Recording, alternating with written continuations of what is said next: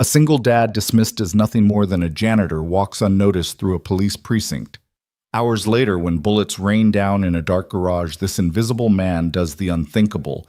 He rushes headfirst into the gunfire to save the very cop who had mocked him earlier that day. What no one knew is that Daniel Cross once wore a different uniform, one marked by valor scars and shadows of war. This is not just a story about danger. It's about resilience. It's about second chances. Follow my story to the end and comment the city you're watching from so I can see just how far this story has traveled. Daniel Cross moved like a shadow. Mop bucket wheels squeaked faintly against the linoleum floor of the 14th precinct, but no one looked up. Uniformed officers hurried past, carrying files, coffee, and the exhaustion of another shift. Their voices clattered with gossip and case talk echoing through narrow halls. None of them noticed the man in gray coveralls pushing a cart filled with cleaning supplies. Daniel preferred it that way. Invisibility had become a kind of shield, a comfort. He was the man who emptied trash bins, scrubbed scuff marks from the floor, and replaced paper towels when no one else thought about them. To most, he was furniture, background noise, a set of keys jingling faintly at his belt. But every step he took was deliberate, every glance calculated. His eyes a muted steel gray swept rooms the way a hunter surveys a field. Corners, exits, patterns of movement. Even when pretending to be ordinary, his body betrayed him. His back stayed straight shoulders, square hands, steady. A soldier's bearing, though no one here knew it or cared. Except one person had noticed. Detective Lauren Hale. She stood near the bullpen window, her dark hair tied in a precise knot posture as rigid as her reputation. She didn't smile much. She didn't waste words. Officers both respected and feared her. She noticed things others dismissed, and she had noticed Daniel Cross. But not enough to ask. Not yet. The precinct was alive that morning. Phones rang. Radios crackled. A rookie laughed too loudly at a sergeant's joke. Daniel worked quietly, changing liners in the break room trash can. He hummed faintly under his breath, a habit to fill silence. That's when the sound ripped through the calm. Gunfire. Sharp. Sudden. Echoing up from the underground garage. The precinct froze. For a second, silence before boots thundered against tile floors, chairs scraped back, radios blared with alarm. Officers shouted over one another, rushing toward the stairwell. And Daniel stopped breathing. Not from fear, from recognition. The sound of gunfire struck him like a flashback, sand smoke, adrenaline. His muscles tightened automatically. His posture changed. His face, normally slack with practiced indifference, hardened into something sharper. The janitor mask slipped. For a brief moment, the ghost of Captain Daniel Cross, the man he used to be, emerged. His hand even twitched toward his hip, where once upon a time a sidearm rested. But there was nothing there now. Only a rag stuffed into his pocket. He forced himself still. This wasn't his fight. Not anymore. Yet his heart pounded louder than the alarms. 2 stories below, the chaos deepened. Radio chatter screamed of officers down, of masked men, of a transfer gone wrong. And in that whirlwind of panic, Daniel Cross did what no one expected a janitor to do. He started moving toward the danger. But long before that moment, before the chaos of the garage, before the mocking words of a detective would sting his pride, Daniel's life had already been defined by battles. 10 years earlier, in a desert halfway around the world, he wasn't pushing a mop. He was leading men. Captain Daniel Cross Army Rangers. 3 tours in Afghanistan. Missions so classified, even his closest friends couldn't know their full scope. He had been the one they called when situations turned impossible. Hostage rescues, ambush recoveries, extraction under fire. He had been marked for greatness. Promotions loomed, medals gleamed. Fellow soldiers spoke his name with reverence. They said his instincts could smell an ambush before the first shot was fired. Until the day everything shattered. The convoy had rolled through Kandahar's outskirts, dust choking the horizon. Children watched from rooftops. Women pulled shawls tighter around their shoulders. Daniel sat in the lead vehicle headset, crackling with static when the explosion came. Heat, screams, fire. Half his unit gone in seconds. Daniel dragged bodies from burning metal, ignoring the pain in his own chest. Bullets rained down, cutting air around him. He fought like a man possessed, pulling 3 men back from death's edge. His decision saved lives that day, but not all. Never all. And when it ended, when silence fell, he had a bullet lodged so close to his spine, doctors debated whether removing it would kill him outright. 18 months of recovery followed, pain that never left, nightmares that never eased. When his wife Rachel tried to stand by him, she lasted a year. The night terrors, the sudden rages, the silence that followed, she couldn't do it. She left custody papers in hand, unable to carry the burden. But Daniel refused to let go of Lily, their daughter, 8 years old now with her mother's dark hair and his stubborn eyes. She became his anchor, his only reason to wake up each morning. His pension covered food, but not enough for everything else. He needed work with hours that fit around her school, her needs, her life. And so the janitor's job. Nights cleaning precinct floors while Lily slept at a neighbor's apartment. A paycheck. Flexibility. Nothing more. The officers had looked sideways at first. Why would a man with his background check choose a mop over a gun? But the captain at the time had shrugged, filed the paperwork. Your business is yours, just keep the place clean. That suited Daniel just fine. For 3 years, he'd walked unseen through these halls, listening, watching, knowing everything that went on while being treated like he was no one at all. Until now. Until gunfire ripped through the walls and the soldier inside him stirred. He stood at the stairwell entrance, mop forgotten, listening as officers shouted into radios. 2 down, repeat, 2 officers down. Where the hell is backup? They're escaping with Vega. Daniel's jaw clenched. Vega. Ramon Vega. The name alone carried weight. A drug trafficker bold enough to orchestrate an ambush inside a police garage. Organized, funded, ruthless. Daniel's pulse quickened. He told himself to step back, to let them handle it. He wasn't one of them anymore. He wasn't a soldier, wasn't a cop. He was a janitor with a daughter who needed him alive. But even as his mind argued, his body betrayed him. Feet moving closer, ears tuned to every radio word, eyes scanning every officer's expression. He could see panic in their movements, scattered, unfocused. Good men, but unprepared for the precision of an ambush. And he knew with cold certainty that if someone didn't act, more officers would die. He gripped the stairwell railing, knuckles white. Inside, the war he'd buried roared awake. This was the moment. The moment when invisibility would either remain his shield, or when Daniel Cross, the ghost of a soldier, would step back into the light. And fate, cruel, unrelenting, was about to push him into fire. Because down there, trapped and outgunned, was Detective Lauren Hale, the same one who only hours earlier had mocked him. And Daniel Cross was about to choose whether to stay a janitor or to rush headfirst into the gunfire to save her life. The garage reeked of exhaust fumes and gunpowder. Muzzle flashes lit the dim concrete cavern as officers scrambled for cover behind patrol cars. Their radios screeched half-coherent orders, panic colliding with procedure.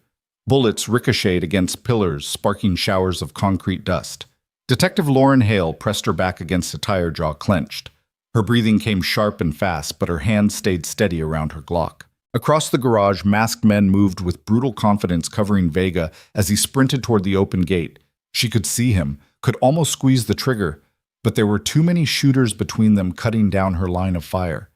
She peeked around the bumper, fired twice. One assailant ducked. Another returned fire so close the shot whined past her ear. Lauren hissed through her teeth. "Damn it," she muttered, voice trembling for only half a second before the steel returned.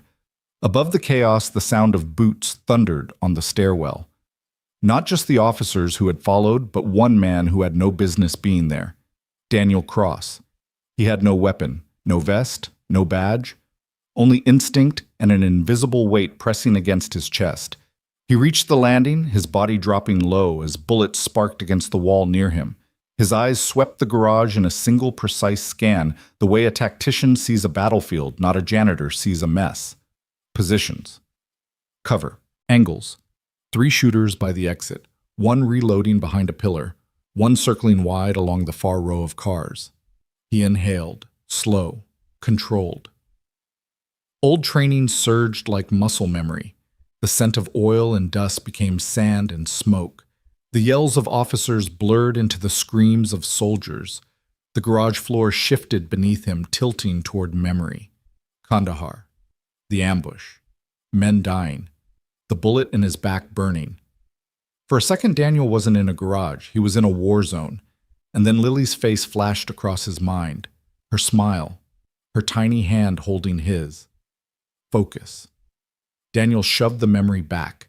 His eyes narrowed on the scene in front of him. Not Kandahar. Not then. Now.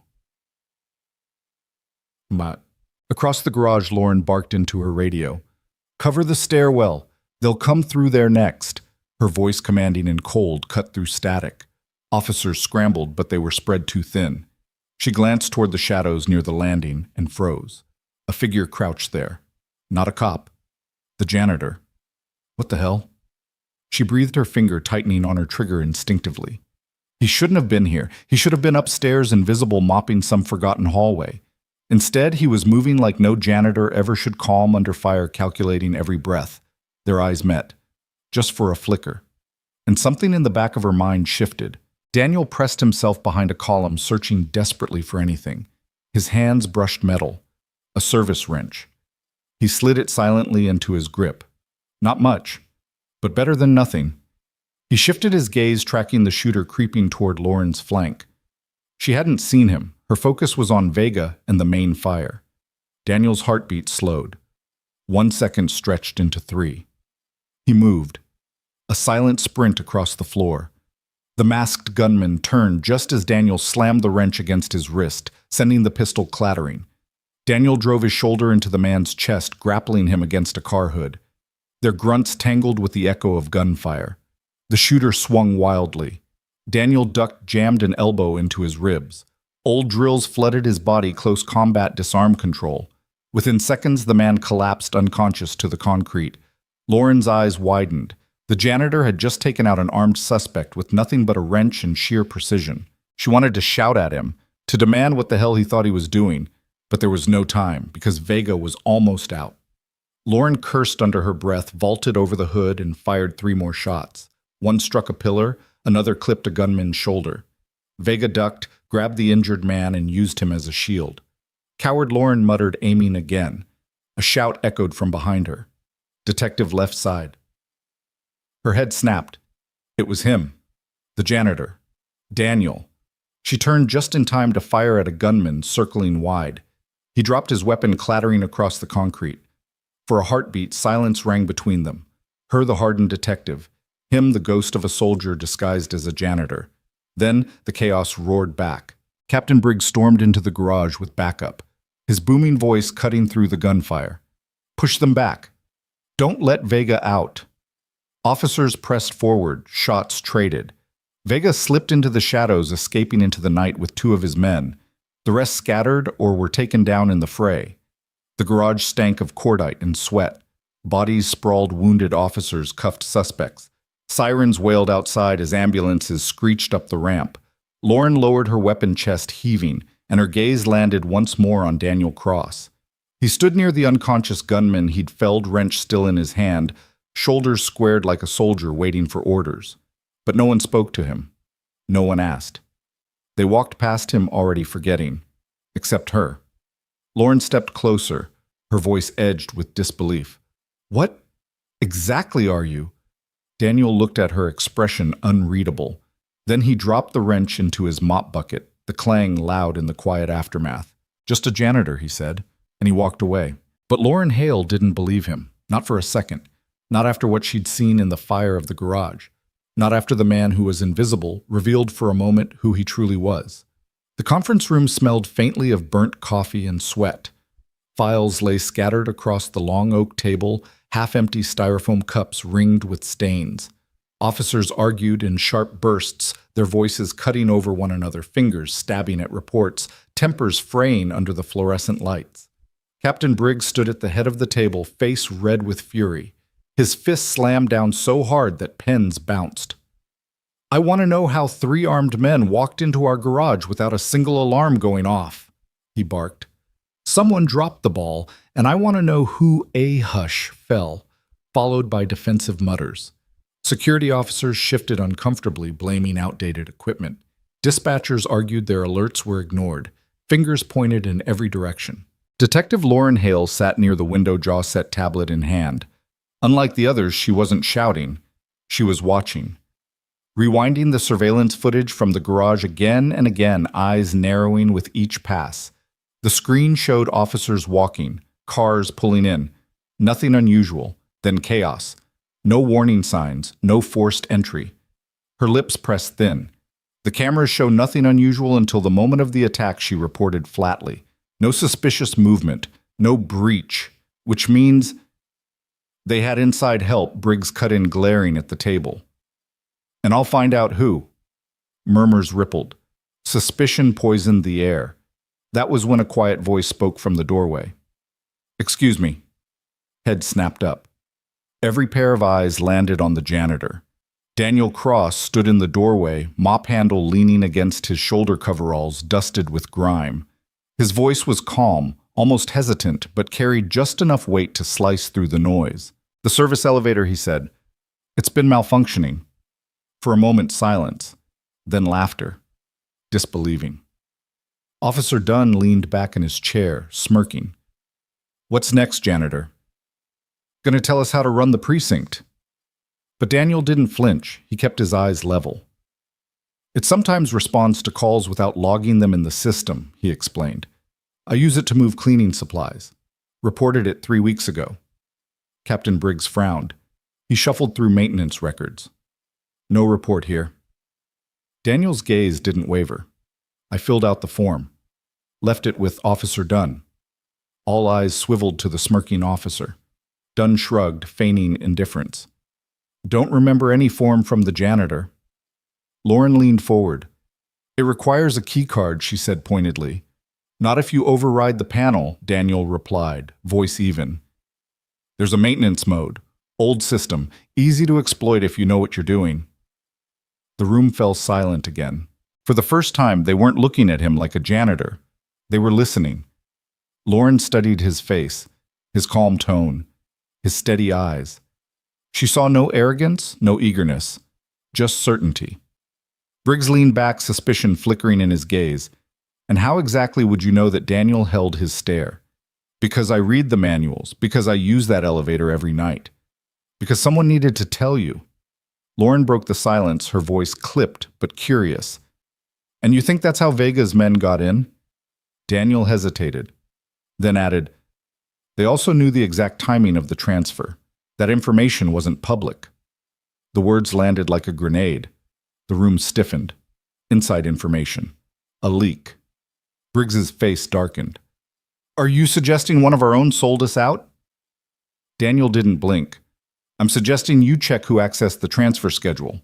The weight of his words hung heavy in the room. Before anyone could respond, Lauren stepped between them. You're overstepping, Mr. Cross. Please return to your duties. Her tone was sharp, dismissive, but her eyes lingered on him longer than they should have. As Daniel turned to leave, mop clattering softly against the tiles, she was still watching. For the first time, she wasn't just seeing the janitor. She was seeing a man who knew far too much. The hallway outside was quieter. Daniel pushed his cart slowly, hand steady, expression unreadable, but inside his pulse drummed hard. He hadn't meant to speak, had promised himself invisibility, but the pattern was too clear to ignore. Stay out of it, he muttered under his breath. Not your world anymore. And yet the echo of Briggs's question rang in his ears. How did you know? How indeed? Later that evening, in the precinct break room, Daniel wiped crumbs from the counter. The hum of the vending machine filled the silence. The door opened. Lauren Hale stepped in. Her heels clicked against the floor, her presence sharp as always. She poured herself coffee, then turned. Your employment record says you were Army military police, she said, her eyes cutting straight to him. Daniel didn't look up. Rangers? His voice was flat. Her brows arched. That's quite a career change. Life changes. We adapt. She studied him, her usual mask slipping for a flicker. There was genuine curiosity there. Maybe even a trace of respect. The service elevator theory, she continued. You really think that's how they got in? Daniel finished wiping the counter. I think it's worth checking before you accuse your own people of collusion. A pause. Her lips twitched, surprised by his directness. Or maybe by the logic she couldn't ignore. For a heartbeat, their eyes met. Not detective to janitor, Not superior to subordinate, just two people equally scarred, equally cautious, recognizing something in the other. Then her phone rang. Winters. She snapped, mask sliding back into place. She listened, expression hardening. "I'll be right there." As she turned to leave, she paused. "For what it's worth, I am checking the elevator." Daniel nodded once, said nothing. But when she left, he exhaled slowly. For the first time in years, someone had looked past the mop, past the coveralls, past the shield of invisibility. And that was dangerous. Night pressed against the station windows like a heavy palm. The bullpen quieted to a tense murmur.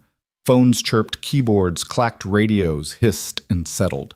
Detective Lauren Hale moved with intent, her heels whispering overtile as she cut through the maze of desks toward the service corridor. She didn't look right or left. She didn't explain. She didn't need to. Two uniforms trailed after her, uncertain. A lock specialist from facilities hustled to catch up, jangling a pouch of tools. The elevator, she said without slowing. Panel inspection. Now. They reached the service elevator, dull stainless doors scuffed at shin-height, call button glowing a tired yellow. It looked harmless, old, unremarkable.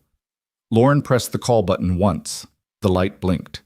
The doors opened with a reluctant sigh. Inside, steel walls, ceiling grate, emergency phone panel, a place that smelled like dust and forgotten coffee. "Override plate," she said. The lock specialist knelt, pried off the bottom panel with a practiced wrist. Beneath it, a nest of wires and a small keypad with faded numbers almost hidden. The specialist whistled under his breath. "Ancient," he muttered. "Most folks don't even know these exist." Lauren's gaze sharpened. "Could someone force it without logging a call?" He nodded slowly, tapping the keypad with a gloved knuckle. "If you know the timing sequence. Trick the logger. Elevator answers. System never records." Her jaw tightened. "Show me." He entered a staggered series: 2 presses, pause, 3 presses longer, pause, final press. The elevator doors stuttered, stopped halfway, then shut again. The panel light never changed. No ding, no log. The uniforms exchanged looks. Lauren's mind was already sprinting ahead. The janitor was right. The elevator could be ghost-called, which meant the ambush hadn't floated through concrete. It had ridden this quiet box straight from the outside dock to the garage, invisible to any system that mattered. She leaned closer to the exposed wiring. Someone had been here. Recently. New electrical tape overlapped brittle old tape. A faint smudge of oil smoothed over the screw head. Not factory residue. Hands. Human. "Careful. Bag the panel," she said. "Dust for prints. Pull last week's maintenance schedules and compare signatures." As the specialist sealed the plate into a clear bag, Lauren stepped back and let the elevator doors sigh shut. She stared at her own reflection, a pale ghost floating in brushed steel, and saw all at once the precise line her day had drawn. Morning skepticism, afternoon a theory, night proof, and threaded through it the quiet figure with the mop, Daniel Cross. Why did it bother her? Not his presence, truth be told, had steadied her under fire. It was the way he didn't reach for credit, didn't posture, didn't even seem to want to exist in this room called notice, as if the act of being seen might break something delicate inside him. Enough. She turned. With me. They moved. The security office was a cramped coffin of monitors and stale chips. Screens flickered with postage stamp views of stairwells, doorways, huddled parking lanes. A desk fan pushed hot air in a tired circle. Officer Rhodes, a day shift guard with a sunburned neck and a kind word for anyone who brought coffee, looked up. Detective. Footage from yesterday early morning through the ambush. All angles that include the service dock, the back corridor, and the garage. He logged in, fingers clumsy but quick, and the timeline unspooled. Camera angles blinked by like lazy eyes. The first hour, nothing. The second delivery's couriers, a cluster of rookies dragging cones across the lot. "Back it up 10 minutes, Lauren said. He rewound. A van. A pause. A custodian's cart rolling into frame. Her chest tightened instinctively. But it wasn't him, not Daniel. Another custodian, older, stooped, stopping to curse softly when a trash bag split and rained coffee grounds on his shoes. Keep going. At 8:41 a.m., The service elevator doors opened into an empty corridor. No call tone, no log. Doors shut again. Lauren felt the click of it, the undeniable shape of a hand moving in secret. Note the timestamp, she said, and pull access logs from every door on this level for a matching window. If a person ghosted the elevator, they still had to get in. Somewhere someone opened something. Rhodes nodded, jotting notes. On the wall of monitors, a camera over the bullpen caught a small detail easy to miss if you weren't looking. Officer Dunn walked by an unattended desk. His hand dropped. A flash drive disappeared into his palm like a coin into a magician's sleeve. Lauren stilled. Freeze. Zoom. The image bloomed into grainy blocks, but the gesture was clear, casual, practiced. Her mind connected the dots the janitor had laid on the table. Elevator. Schedules. Inside knowledge. The shape became a figure. The figure cast a shadow. "We're not done with Dunn," she said softly. Rhodes glanced up. "Ma'am, nothing." Her voice returned to stone. "Flag every instance of Dunn near unsecured data terminals for the last 30 days. I want to count. A map, a pattern." "Yes, detective." She stood there one heartbeat longer, watching Dunn's pixel body walk out of frame, and felt the old familiar heat, a mix of vindication and dread. Vindication because she had a thread to pull now. Dread because threads have ends and ends have teeth. Lauren exhaled, measured. "Ping me as soon as your pull is done." On her way out, she stopped at the threshold, a tug in her chest, a decision she hadn't planned to make. "Officer Rhodes," she said without turning, "if the janitor Cross comes by, send him to me.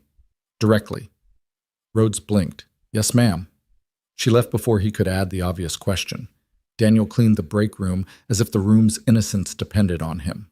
Wiped down the table. Fished a gum wrapper from under the vending machine with the end of a ruler. Replaced the empty sugar packets with a small pyramid from the supply box. The ritual calmed his hands, gave his mind something to rest on. He could still smell gunpowder if he closed his eyes. He could still feel the garage floor rolling under his boots like the deck of a ship in a hard wind. He could still hear Lily's voice on the phone from last night, small and sleepy. "Daddy, do you think stars make a sound?" "No," he'd said, smiling into the dark. "But if they did, I think they'd sound like rain." The door swung open. Detective Hale. No coffee this time, no clipped courtesy, just direct. "You were right," she said. He didn't stop moving the rag in slow circles. "About what?" "The elevator. There's an old override. The logger can be fooled." He nodded once. "Then it was used." "We think so." Silence swelled. He could feel the pivot arriving even before she spoke again. The pivot from caution to trust. The moment a gate somewhere inside her opened one notch. "Why did you tell us?" she asked. Not accusatory. Not grateful. Just wanting to understand the boundary he'd crossed. He considered the rag. Considered the streak of light on the stainless steel sink. Considered a different room, a different world, a different lifetime, where men took orders from his mouth and no one called him janitor. "Because I was there," he said quietly, "when people needed help. And nobody came." Her eyes shifted softer for one beat. "Kandahar." He didn't answer. He didn't need to. The set of his jaw had already said it. The breath he didn't quite take had already agreed. She stepped closer, lowering her voice. "We caught the elevator. Now we need the hand that pressed the buttons." "Done," he said before he could stop himself. Her gaze sharpened. "You think it's him? I think he doesn't look at people when he lies. I think he takes the long way around desks with open screens. And I think his phone lights up when he gets bad news, not good." Her mouth tipped, half surprise, half reluctant admiration. "You watch. I clean," he said. Then after a breath, "People talk around the man with the mop." Lauren folded her arms, leaning her hip against the counter. "Cross if you have something you can tell me, and I'll take the heat." He shook his head. "You already are." A beat. Two. The hum of the vending machine filled the space between them like a third presence. She straightened. "I need access to the dock area between 3 and 4 this morning. If someone ghosted the elevator, they likely came in there. Cameras are blind on 2 angles. Door magnets stick," he said. "On humid nights, the west service door doesn't close clean. You can pop it with a screwdriver and a little patience." Her brows rose. "And how do you—" Because I've had to fix it. He could feel it, the quiet bridge spanning from her suspicion to her trust. Not a dramatic reveal, not a light switch, just plank by plank, word by word. Come, she said finally. Show me. They moved like a strange pair of dancers through the sleeping corridors, here in a fitted blazer, him in gray coveralls, with a ring of keys. The precinct at night was a different country. Fewer voices, more echoes, the distant clatter of a printer, a cough in records, a soft laugh in dispatch that sounded almost illegal. The West Service door looked innocent as a confession. Daniel knelt, wedged the tip of a flathead screwdriver under the sill, worked it gently. Humidity bit the magnet, he said. Watch. The latch released with a click that felt too loud. A seam of night air slipped in, cool and damp, smelling faintly of rain and the river beyond the alley. Lauren stared at the inch of open dark. How many people know this? Anyone who cares to. He eased the door shut again. Which isn't many. They stood there, shoulders almost, but not quite touching, and listened to the buzzy glow of the exit sign. You could have left in the garage, she said, voice low, eyes on the green light. When you took down that gunman, nobody would have stopped you. I did, he said, twice. And then you came back. He didn't answer. She turned to face him. Night pooled in her eyes like ink. Cross, I don't care what badge you don't carry. You saved 2 of my people. You saved me. I can't pretend you're just a man with a mop. He wished briefly and fiercely that she would, that she'd let him slip back into the soft dark where names didn't echo and hands didn't shake. But he found himself saying, I have a daughter. I know. Her mother left because the war followed me home. I know that too. That startled him. A fraction. Enough to lift his eyes. I'm a detective, she said, a wry thread in her voice. I detect. For the first time, a corner of his mouth moved. Not a smile. The idea of one. The ghost of one. The thing about ghosts, she added softly, is that sometimes they save people. He looked away before that could land where it wanted to. Pull Dunn's call logs. If he's the leak, he'll have an unusual pattern right before the ambush. Short calls. Repeat numbers. Maybe a burner. She nodded, already moving mind-vaulting ahead to subpoenas and cell towers and a judge who owed her a favor. Cross. He paused. Thank you. He left the thank you where she'd put it untouched and followed her back into the light. By the time they returned to the bullpen, the room had grown a new face. Officers spoke quieter. The argument smell had faded. Captain Briggs towered by the whiteboard, as if he could frighten the truth into appearing. Lauren crossed to him, unfolded the elevator bag like a flag. Manual override. Ghost call. We have timestamps. Briggs's gaze snagged on Daniel, then slid away as if embarrassed by the earlier laughter in the conference room. He grunted, satisfied and irritated in equal measure. Fine. We follow it. Hail take roads. Start with the dock cross index with whoever accessed the transfer docks. He looked back to Daniel. Grudging. Respect struggling against protocol. Mr. Cross. Daniel braced for reprimand, for a boundary flare, for a return to the comfortable fiction. Good catch. 2 words. Barely. But they shifted the temperature of the room. Heads lifted, eyes flicked. The story of the janitor began rewiring itself wire by wire inside the precinct's collective mind. Lauren didn't linger to savor it. She pivoted, already issuing orders. I want prints, I want logs, and I want Officer Dunn in my interview room by dawn. Her voice cracked like a whip. The room moved. Daniel stood very still and let the motion pass around him. He thought of Lily's drawing on the fridge. A stick figure with a triangle dress standing beside another with a square torso and too many fingers. Above them, a smudged sun with 12 lines. He thought of stars sounding like rain. He thought of how easy it would be to stop now, to slip backward into the quiet, to let the night close, to pretend that a wrench in his hand was all he had ever needed. Cross, Lauren said, already halfway to the door. Walk with me. He did. Not because she ordered. Because trust once sparked sometimes only asks for one more step. Daniel Cross's apartment was quiet that night. Too quiet. The hum of the refrigerator filled the air, mingling with the faint tick of an old wall clock. Beyond the window, the city glowed with restless neon, but inside everything was stripped bare.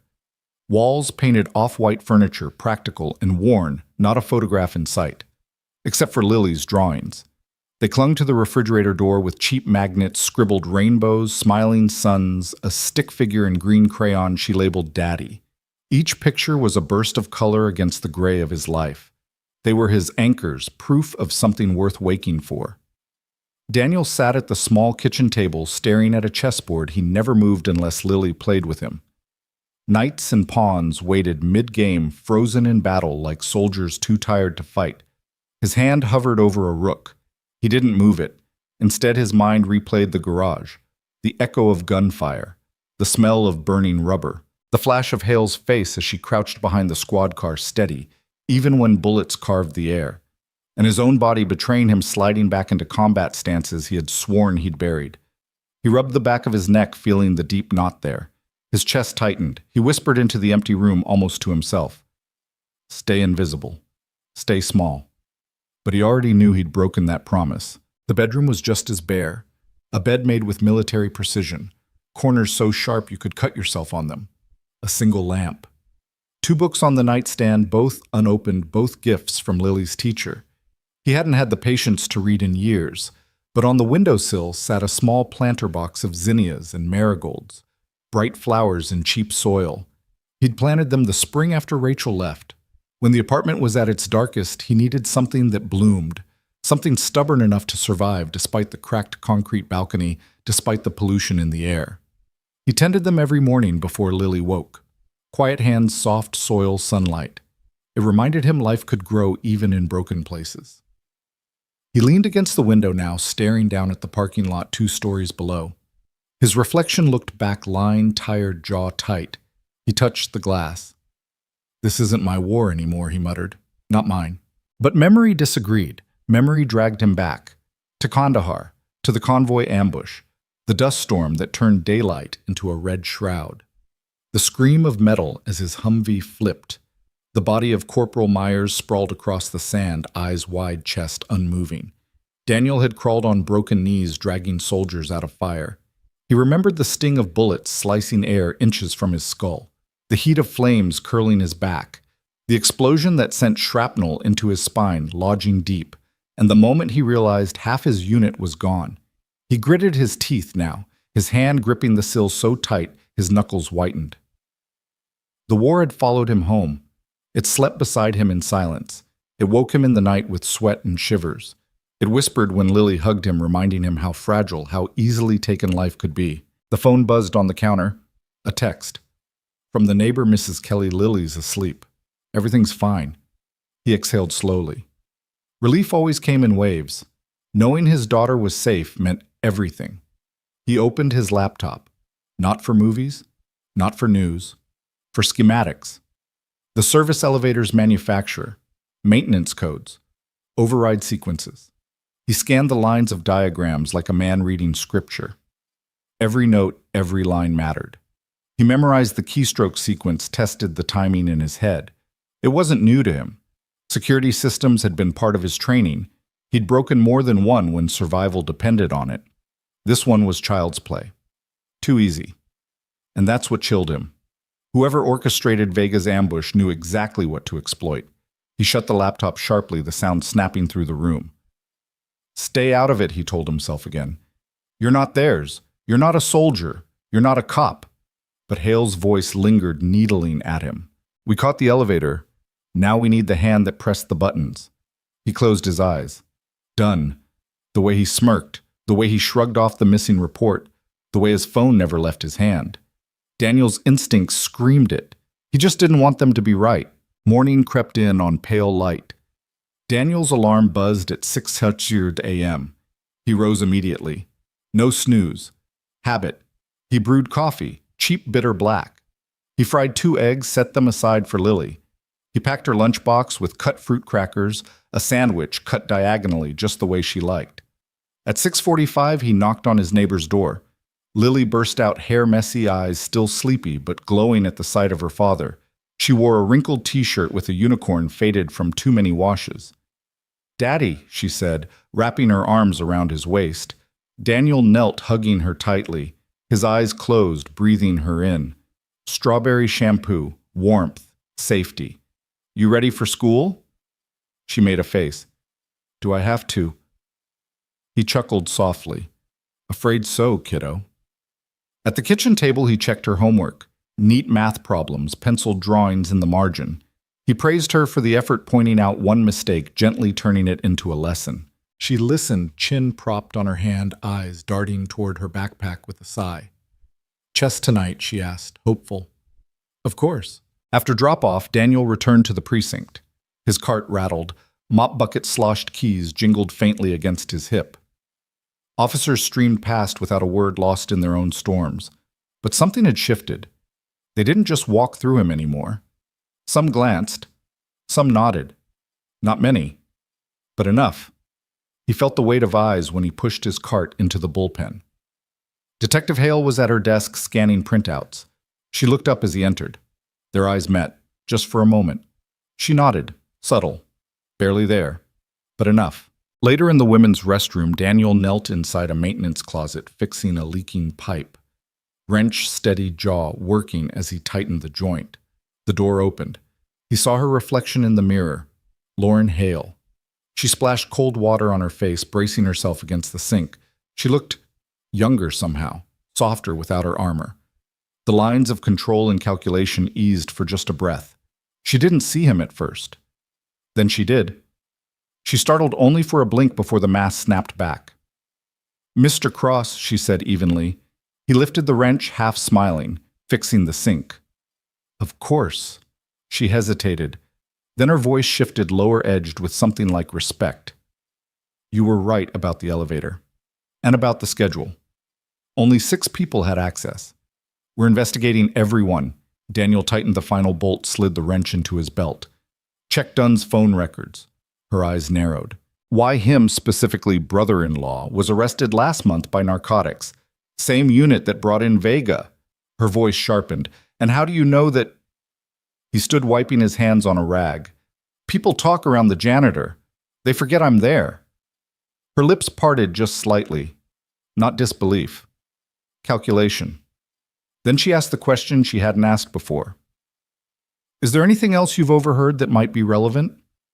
Daniel paused. His mind flicked to the Ridgewood address. Vega's girlfriend's place. Maple Street, he said quietly. 1214. Ridgewood. Her expression cracked for the first time. She blinked, stunned.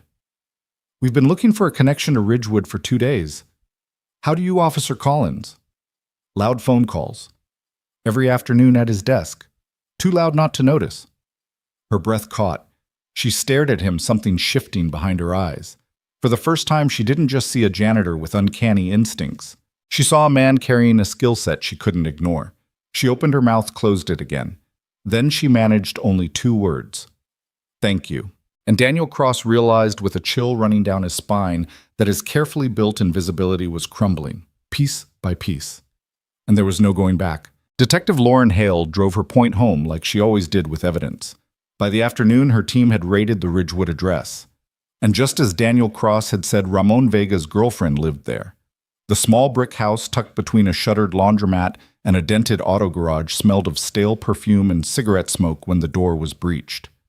Inside, they found more than Vega's shirt hanging in the closet, stacks of burner phones, a ledger with coded entries, and on the kitchen counter, maps of the warehouse district, dotted with circles that matched shipping dates. Lauren stood with arms crossed, watching uniforms bag evidence. She didn't say it out loud, but the words burned on her tongue. The janitor had been right. Again. Back at the precinct, officers buzzed with nervous energy. Whispers carried across desks, rippling like wind over grass. How do we even find Ridgewood? One asked. Hale's tip, another answered. No way. She had help. From who? Not sure. But she won't say. They turned, eyes landing briefly on Daniel as he pushed his cart past. Their whispers dipped lower. Daniel kept his head down, mop handle clicking against the bucket rim. But his ears, trained long ago to catch whispers in wind, caught every word. Officer Jenkins, young and restless, finally stepped up. He lingered in the lobby while Daniel wrung out a mop. After an awkward pause, he cleared his throat. "You're cross-right," Jenkins asked. Daniel didn't look up. "That's what it says on my uniform."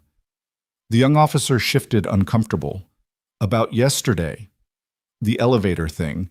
Turns out you were onto something. They found evidence someone tampered with it." Daniel said nothing, letting silence stretch.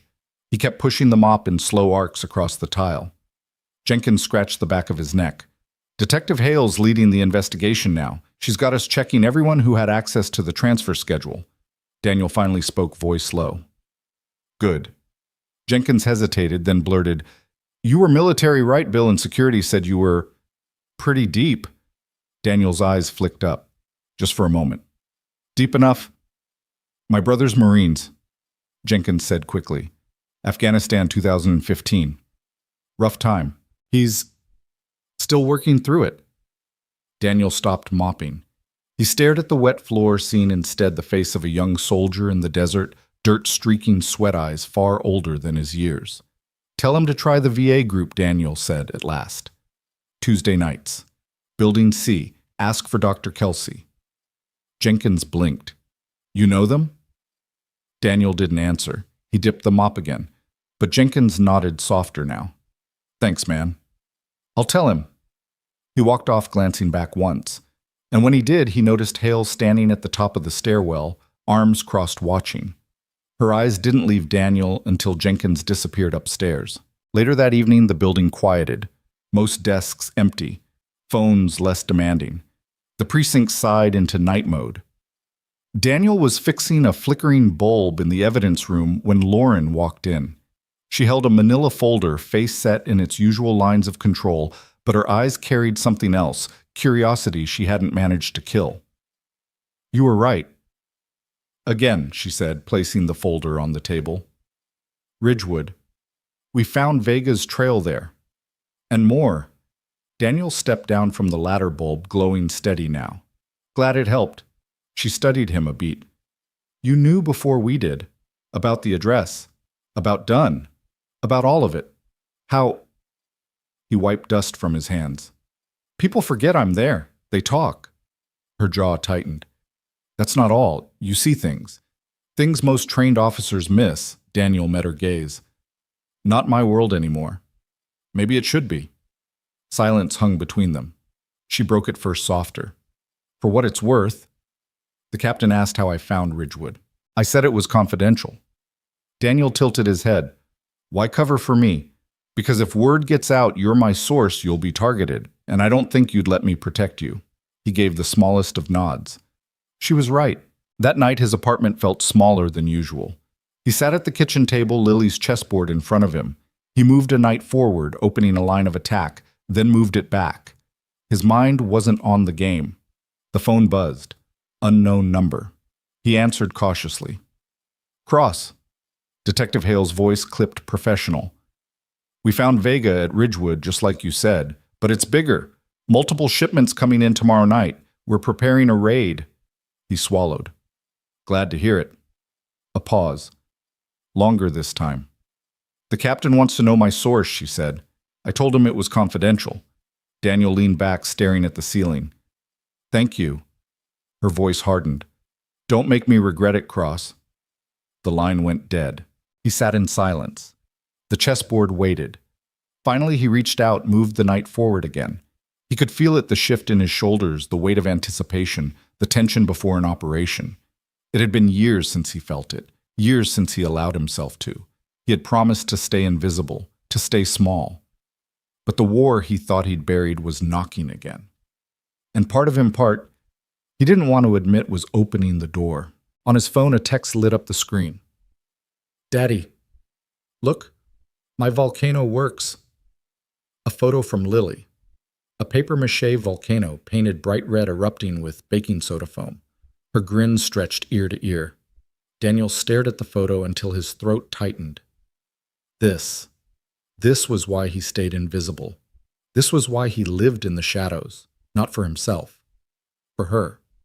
He typed back, "I'm so proud of you, Lily. Can't wait to see it in person." He put the phone down. And yet, he knew. Something had already shifted. Someone had seen him, and once seen, you could never go back to being invisible again. The precinct hummed with a nervous edge the next morning. Word of the Ridgewood raid had spread fast. Officers whispered in clumps near the coffee station, speaking low but glancing over their shoulders as if walls themselves might be listening. Vega wasn't just a drug dealer anymore. He was a symbol of something bigger, an operation with too many moving parts, too much precision for one man. And in the middle of that storm, Daniel Cross kept mopping. He worked the lobby floor with slow, steady strokes, each push of the mop echoing in rhythm with the chatter around him. To most, he was background again. Furniture, a shadow. But not to Detective Lauren Hale. From the upper railing, she watched him, eyes narrowing, mind whirring. By mid-afternoon, she intercepted him in the break room. Daniel was stacking fresh paper cups by the coffee pot when she stepped inside, shutting the door behind her. "You know this isn't over," she said. He didn't look at her. "Nothing ever is. Don't get clever with me, Cross." Her voice carried its usual iron, but there was something beneath it now, curiosity threaded with urgency. "You were right about the elevator, right about Ridgewood, and Dunn's calls." Daniel turned at that rag still in his hand. "You checked, yes. And you were right again." She stepped closer, lowering her voice. His brother-in-law's arrest lined up perfectly with the leaks. Dunn's covering something. The captain doesn't see it yet, but I do. Daniel wiped his hands, then tossed the rag on the counter. "Then you know where to look." She studied him. "How do you keep seeing this?" He hesitated, his jaw clenched. He could feel the urge rising, the instinct to say nothing, to stay hidden. But her eyes pinned him in place. "Because I've lived it," he said finally. Her face softened just a fraction, enough to show she heard the weight behind the words. "And because people talk around the janitor," he added. "They forget I'm there." For a moment, silence. The hum of the vending machine filled it. Then she leaned forward. "If you hear anything else, you tell me." Directly. Daniel's lips pressed thin. "And if I don't?" "Then you'll regret it," she said, but her voice had lost some of its bite. Later that day, Daniel was in the evidence room shelves, stacked high with sealed bags and tagged boxes. The place smelled of dust and chain oil. He replaced a flickering bulb with steady hands. Behind him, the door creaked. Cross. It was Lauren. Again. She held her phone, scrolling quickly. Her brow was furrowed, mouth set tight. "Vega isn't acting alone," she said. The Ridgewood house had maps of Dixon Street. Shipments scheduled for tonight. Daniel's hand stilled on the ladder. "Tonight?" "Yes. Multiple trucks. We're planning a raid." He climbed down, dusting his hands. "Then you'll need every officer you've got." Her eyes lifted to meet his. "And maybe someone who isn't on the roster." He shook his head immediately. "No, I'm not part of your world. You keep saying that, because it's true." She stepped closer, searching his face. "But you don't believe it." He didn't answer. Instead, he gathered his tools, returning them to the cart. Lauren exhaled through her nose, frustrated but unwilling to push harder. "Just, if you hear anything, call me." That night, Daniel sat at his kitchen table, the chessboard, waiting in silence. Lily's side of the board had pieces scattered. Knights and bishops toppled mid-play. His side remained neat, untouched. He stared at it, unmoving. The war in his head wouldn't quiet. Should he let it go? Pretend Ridgewood and Dixon Street weren't his business? Or step and risk everything just to keep strangers safe?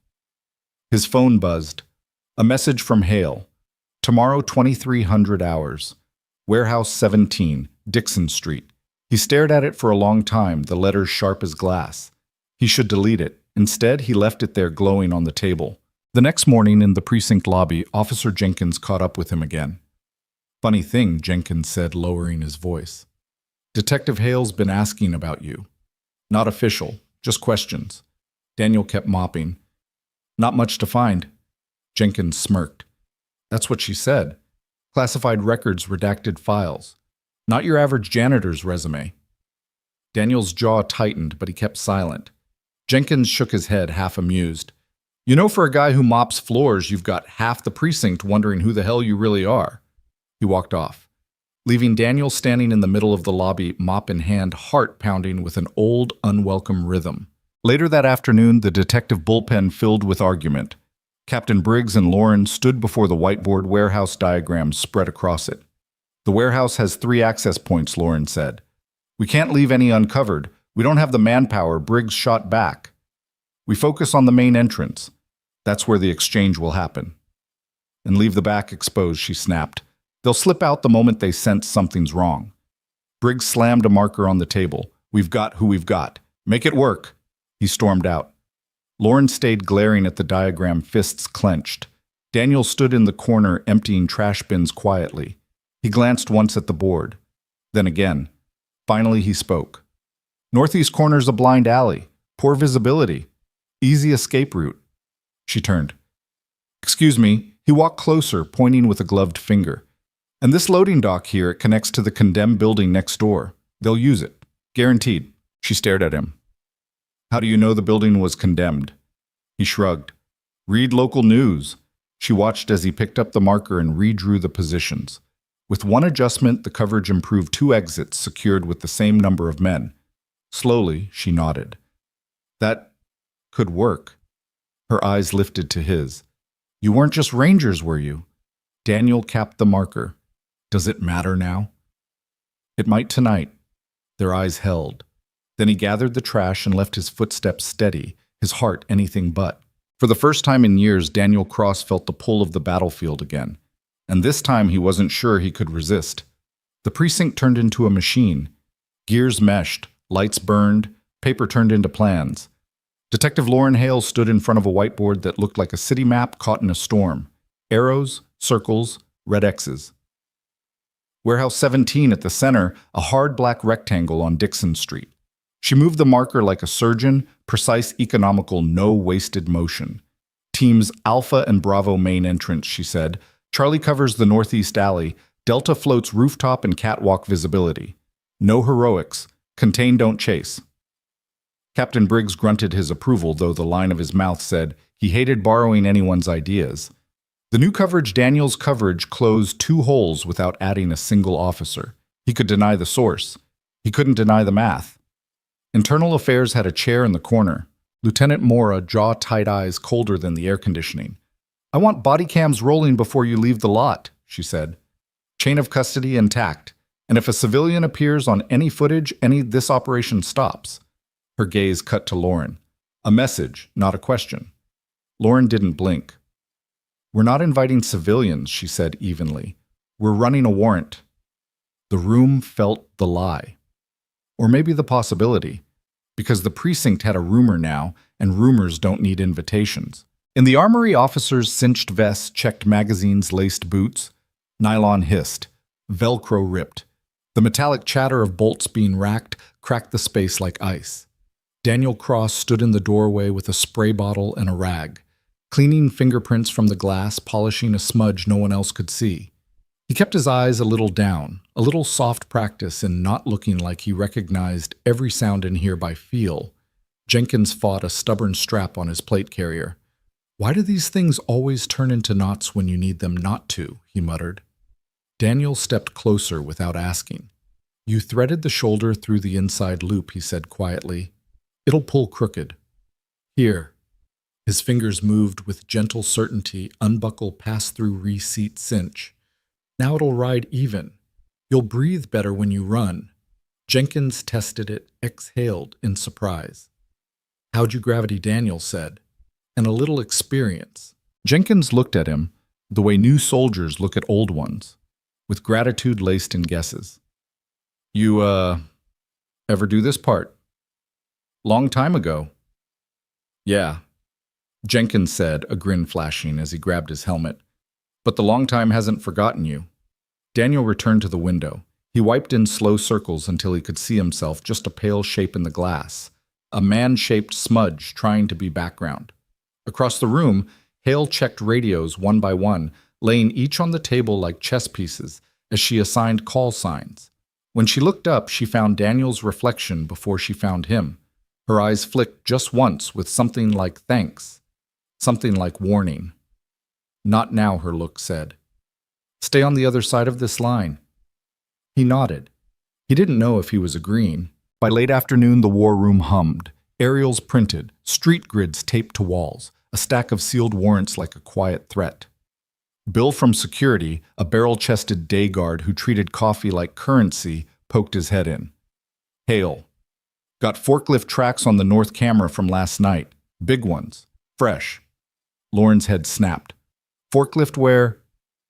Between the container stacks. Bill pointed, tapping the monitor on his tablet. Grainy video. Tire arcs like fat parentheses. Also, a chalk mark on the concrete by the drainage grate. Hard to see unless you love this stuff. I love this stuff. Daniel loved this stuff too. But it wasn't his line to speak. He waited. Lauren didn't. Chalk is a rally mark, she said. Either staging or an escape cue. We reposition Delta to that grate. I want eyes down channel, not just across it. Captain Briggs frowned. We're thinning the catwalk. Not if we move the bucket truck here, she said, stabbing an X one block over. Higher angle. Better sweep. Same bodies, better sight lines. Briggs stared at the board. The solution offended him because it worked. Fine. Mora from the corner. And if the chalk mark was laid by one of yours, Lauren didn't look back. Then my camera will catch the hand that left it. The room went quiet. The plan changed shape. You could feel it lock. Daniel ducked out before his presence became a question again. The hallway was cooler, the air one notch easier.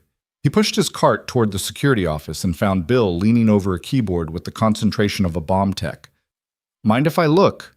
Daniel asked, voice low. Bill grinned without surprise. Always do, he said, tapping to rewind. I saved a clip for Hale, but to be honest, I like having someone in here who actually sees things. The screen replayed the north camera. Midnight. Forklift gliding like a shark between steel containers. A shadow paced the top stack's small-shape handheld radio, glinting when it turned. Not a worker. A lookout. Freeze 2 seconds earlier, Daniel said. Bill tapped. The forklift's operator put a boot down to steady the turn. On the boot duct tape around the laces.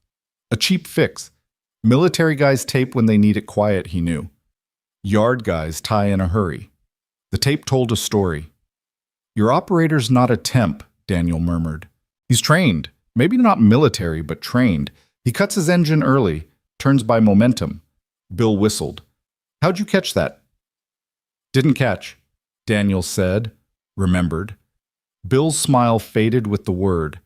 He nodded like a man honoring something he'd just stepped on by accident. He slid a legal pad over. You draw it. I'll ping Hale. Daniel sketched fast container stacks, hidden exit, ribboned behind them chalk mark near the great forklift approach arcs. He didn't realize his pen had tightened into a different grip the way he'd once drawn fire zones on sand. When he looked up, Bill wasn't looking at the paper. He was looking at Daniel's hands. You ever going to tell her? Bill asked softly. Who you were? No. That a rule? A boundary. Bill took the drawing, scanned it to Hale with a quick subject line. Delta reposition, C notes. Then he set the pad down and instead of the usual joke said, Be careful tonight. Daniel didn't answer. He didn't know which side of the sentence he lived on anymore. Sunset pulled a copper lid over the city. Daniel took his break on the back steps with a paper cup of cooling coffee. The precinct's brick wall warmed his shoulders, the kind of warmth you only notice when you've been cold a long time. Traffic growled beyond the fence. A gull cut the sky like a quick knife. He unfolded a napkin and drew Warehouse 17 for memory. Not the bird's eye lines, the human ones, where the shadow pooled at 2300 hours. The distance from the catwalk to the crate stack if a man had to jump. The sound a forklift makes when the driver feathered the throttle to talk on a radio without shaking his voice. He should throw the napkin away. He folded it and slid it into his pocket. His phone buzzed. Mrs. Kelly. Lily had macaroni and cheese with peas. Don't ask. She says your volcano advice worked. Daniel exhaled. The knot in his chest loosened by 1 finger width. He typed back, Thank you. I'll be late tonight. Keep the chain on. He stared at the screen until the words blurred. Then he locked the phone and watched the sky harden into night. Stay invisible, he told himself. Stay small. The wind said nothing. In records. Under light too white to be kind, Lauren pulled a file jacket with Daniel's name on it. The folder had more black bars than words. She didn't need the details. The shape was enough campaign ribbons units. She recognized commendations that don't show up unless someone in a very quiet room signs a very quiet line. Captain Briggs stepped in, hands on hips. "What are we doing, Hale?" "I've got IA breathing down my neck about a janitor who keeps knowing things. I've got a watch commander who thinks you're running an informant without paperwork. Tell me I don't need to shut this down." Lauren closed the file. "He's not an informant. He's a man with eyes. And a kid he's trying to raise without nightmares." Briggs huffed. "You going soft, I'm going strategic," she said, standing. "He won't be on my radio. He won't be on my roster. But if he happens to see something from a sidewalk, I'm not turning off my phone." Briggs stared. Something complicated crossed his face. "This is dumb. It's necessary. Or reckless. Reckless is going in blind because pride doesn't like help." They held each other's gaze until his blink gave her the point. He scratched his jaw and muttered, body cam's full roll. "You bring me Vega. You bring me proof. And if that janitor of yours—" He stopped himself. "If Cross trips an alarm, Mossier will have my badge and yours." "Then he won't trip one," she said. He left without admitting she'd already decided. Lauren looked back at the file, at the name, at the redactions that felt less like secrets than scars. Her throat tightened in a way she never allowed in daylight. She slid the folder home and locked the cabinet. On her desk, Bill's scan of Daniel's sketch blinked in her inbox. She pulled it up. The lines were fast sure accurate. She layered it over the map on the whiteboard and felt the plan click one more notch toward clean. She typed a message and then deleted it. Typed another and deleted that one too. Words that wanted to say thank you and don't. And if you're out there tonight, stay high, stay back, stay unseen. She settled for teams rolling 22-30. Do, not, engage. She didn't know why she sent it. She only knew the knot in her chest eased when she did. Daniel read the text in the dim locker room where no one ever looked at him long enough to wonder why he was there. The benches smelled of rubber and soap, and the tired iron of sweat ground into wood. It was the room where officers became versions of themselves that the world asked for. He sat with his hands braced on his knees, head bowed as if he were praying. He wasn't praying, he was negotiating. He pictured Lily's face when she laughed so hard she hiccuped. He pictured the chalk mark by the grate. He pictured Lauren Hale standing in a storm of bullets, not flinching, a woman who'd built a life inside armor and somehow still found room for mercy. He thought of the man he used to be, the one who counted souls as part of a job description, the one who learned to live with silence because the alternative was screaming. "Stay invisible," he whispered. "Stay small." His fingers curled. The clock on the wall ticked toward 2200. In the garage below, engines turned over. Radios tested. Doors slammed. The city's night shifted its weight to watch. Daniel stood. He opened his locker. Inside a spare set of coveralls, a pair of work gloves, a photo taped to the metal. Lily, with a paper crown off-center, grinning like the sun had chosen her. He touched the picture with 2 fingers. Not for luck, for permission. He closed the locker softly and walked toward the stairs. Not toward the armory, not toward the briefing room, not toward the safe choice either. He told himself he was only going to walk outside, to feel the air, to listen to sirens fade, to confirm purely as a citizen that the corner near Dixon Street had good streetlights and a rooftop that could see a chalk mark. He told himself many things. The truth was simpler, older, crueler. Some instincts aren't decisions, they're gravity. On Dixon Street, a forklift's slow engine coughed to life somewhere behind the containers. In the precinct lot, convoy lights snapped on one by one like a string of waking eyes. And Daniel Cross, who wanted more than anything to be a man, the world passed by, stepped into the night that would not pass him. He didn't run, he didn't hesitate, he just moved with the quiet inevitability of tide. Toward a warehouse. Toward a plan he hadn't made. Toward a choice he'd been making since the first time someone screamed help and the world answered too late. The warehouse district smelled of rust and rain-soaked asphalt. At night, Dixon Street was more shadow than city corridors of corrugated steel chain-link fences sagging with age puddles that reflected orange sodium lamps. Each echo of boots sounded like a secret trying to escape. At 2250, the police convoy crawled into position. Engines idled, low lights cut radios whispering. Black vans blended with the darkness, their doors opening to release teams in tactical gear. Helmets, rifles, Kevlar. The sound of Velcro and steel bolts racking carried across the damp air like a war drum. Daniel Cross stood far away, rooftop binoculars pressed to his eyes. He hadn't told anyone he was here. He had told himself he wouldn't come. But here he was, high above, hidden in shadow, overlooking Warehouse 17. From this vantage point, the plan looked solid. Too solid. He could see what the diagrams couldn't. The containers weren't stacked by chance. They formed choke points, narrow kill corridors. And in the northeast corner, exactly where he feared, two armed men loitered in the dark, unseen from the ground. Their rifles glinted faintly, barrels steady, eyes waiting. Daniel exhaled through his teeth. Hale's teams couldn't see them. Not yet. He pulled out his phone, thumb hesitating. He wasn't supposed to. He wasn't on comms. But his instincts roared louder than his promise to stay invisible. He dialed.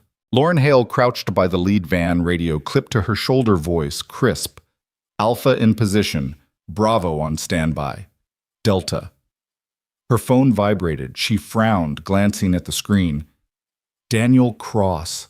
She pressed it to her ear, whispering sharply, "This is police business, Cross. You can't—" Northeast corner. His voice cut in low and urgent. Behind the containers. Two armed. And there's a secondary exit you can't see. They'll flank you. Her breath froze. How do you... Because it's what I would have planned. Silence. Then his voice again. You need someone watching your back. Lauren's jaw clenched. She wanted to yell to order him home, but the conviction in his tone, the certainty, left no room for denial.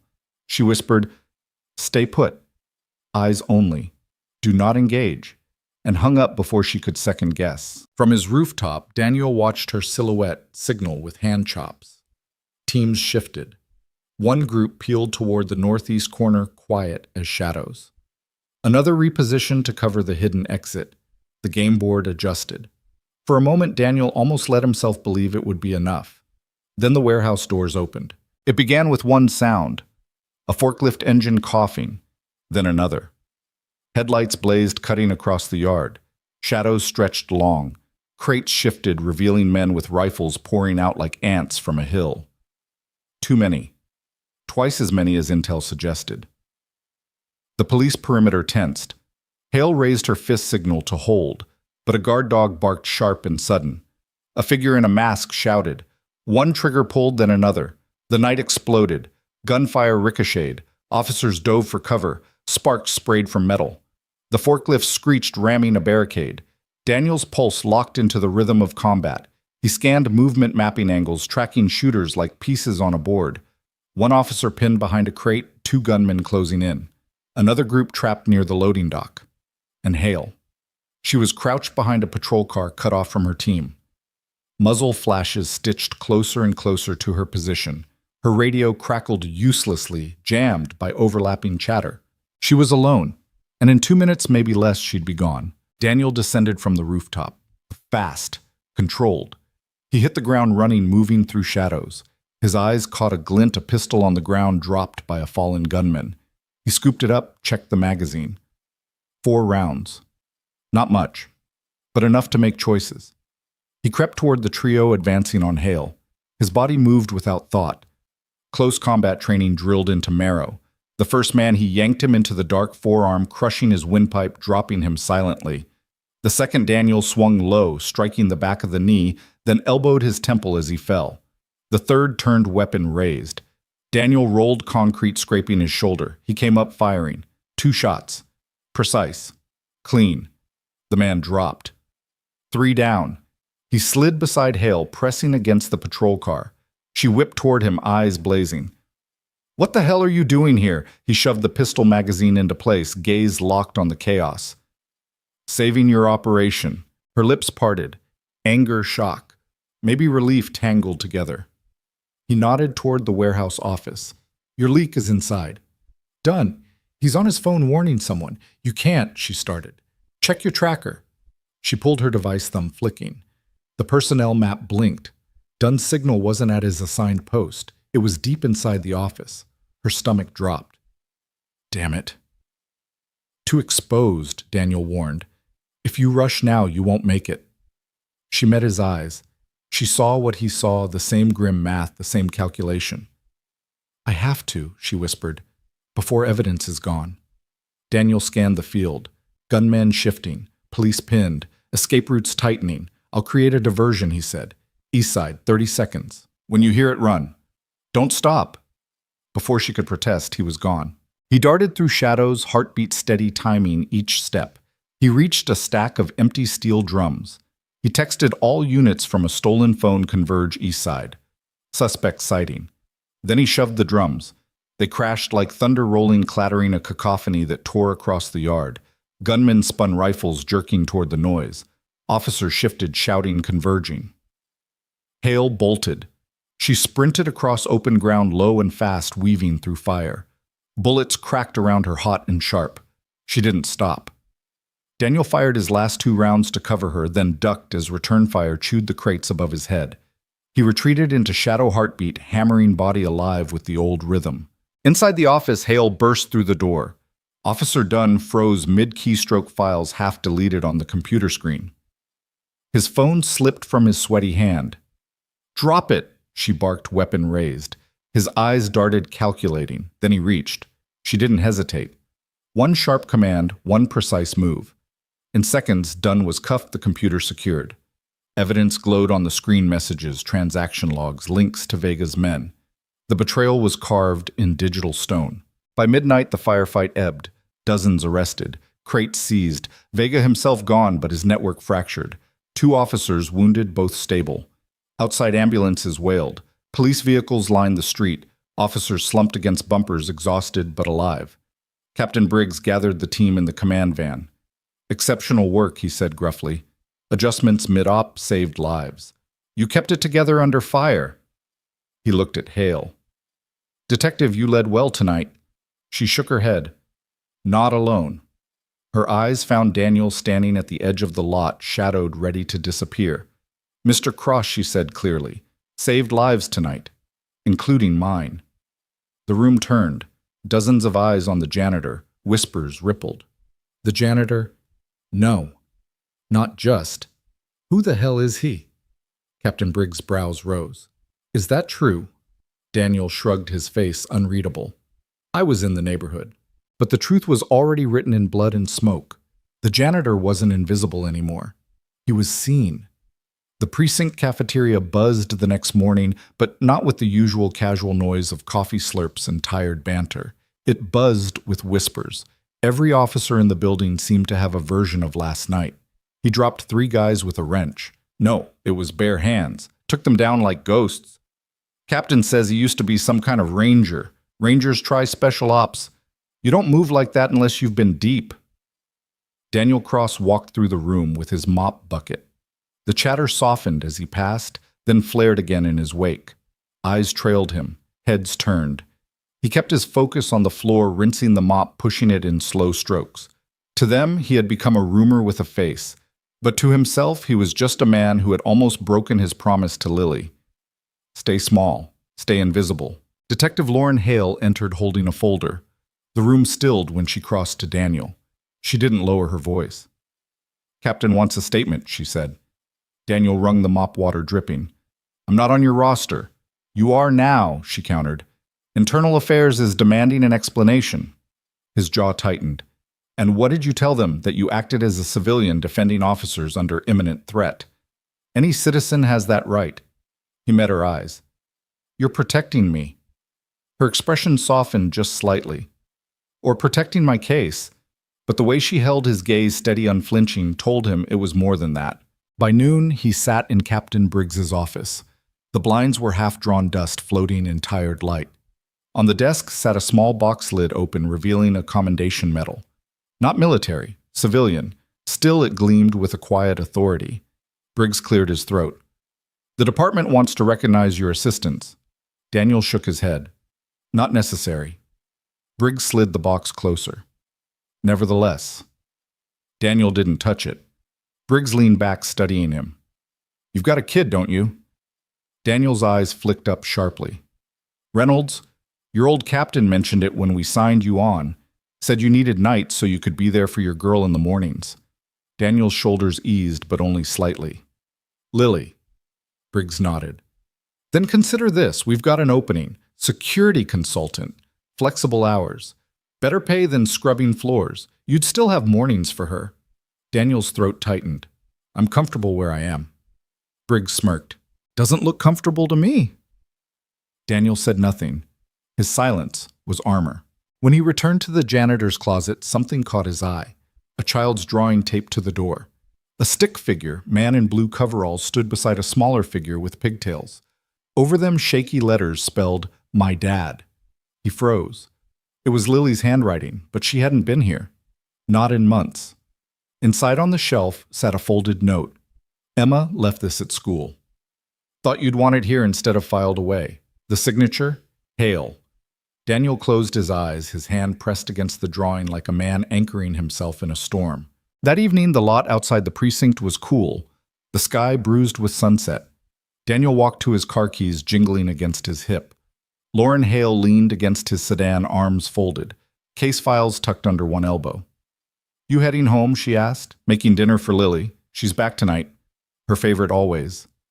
She nodded, then straightened. About Briggs's offer. Security consultant. Did you think about it? Daniel leaned against the car beside her. News travels fast, I asked. He gave her a look. Why does it matter to you? She thought about it, then answered simply. Because talent shouldn't be wasted, because second chances matter, and because I could use someone who sees what others miss. His lips twitched. Partners. Her eyes narrowed, but not unkindly. Colleagues. For a moment, neither spoke. The evening air stretched between them. Then she held out her hand. Not in gratitude, not in command, but in offering. Next time, she said softly, you don't need to fight alone.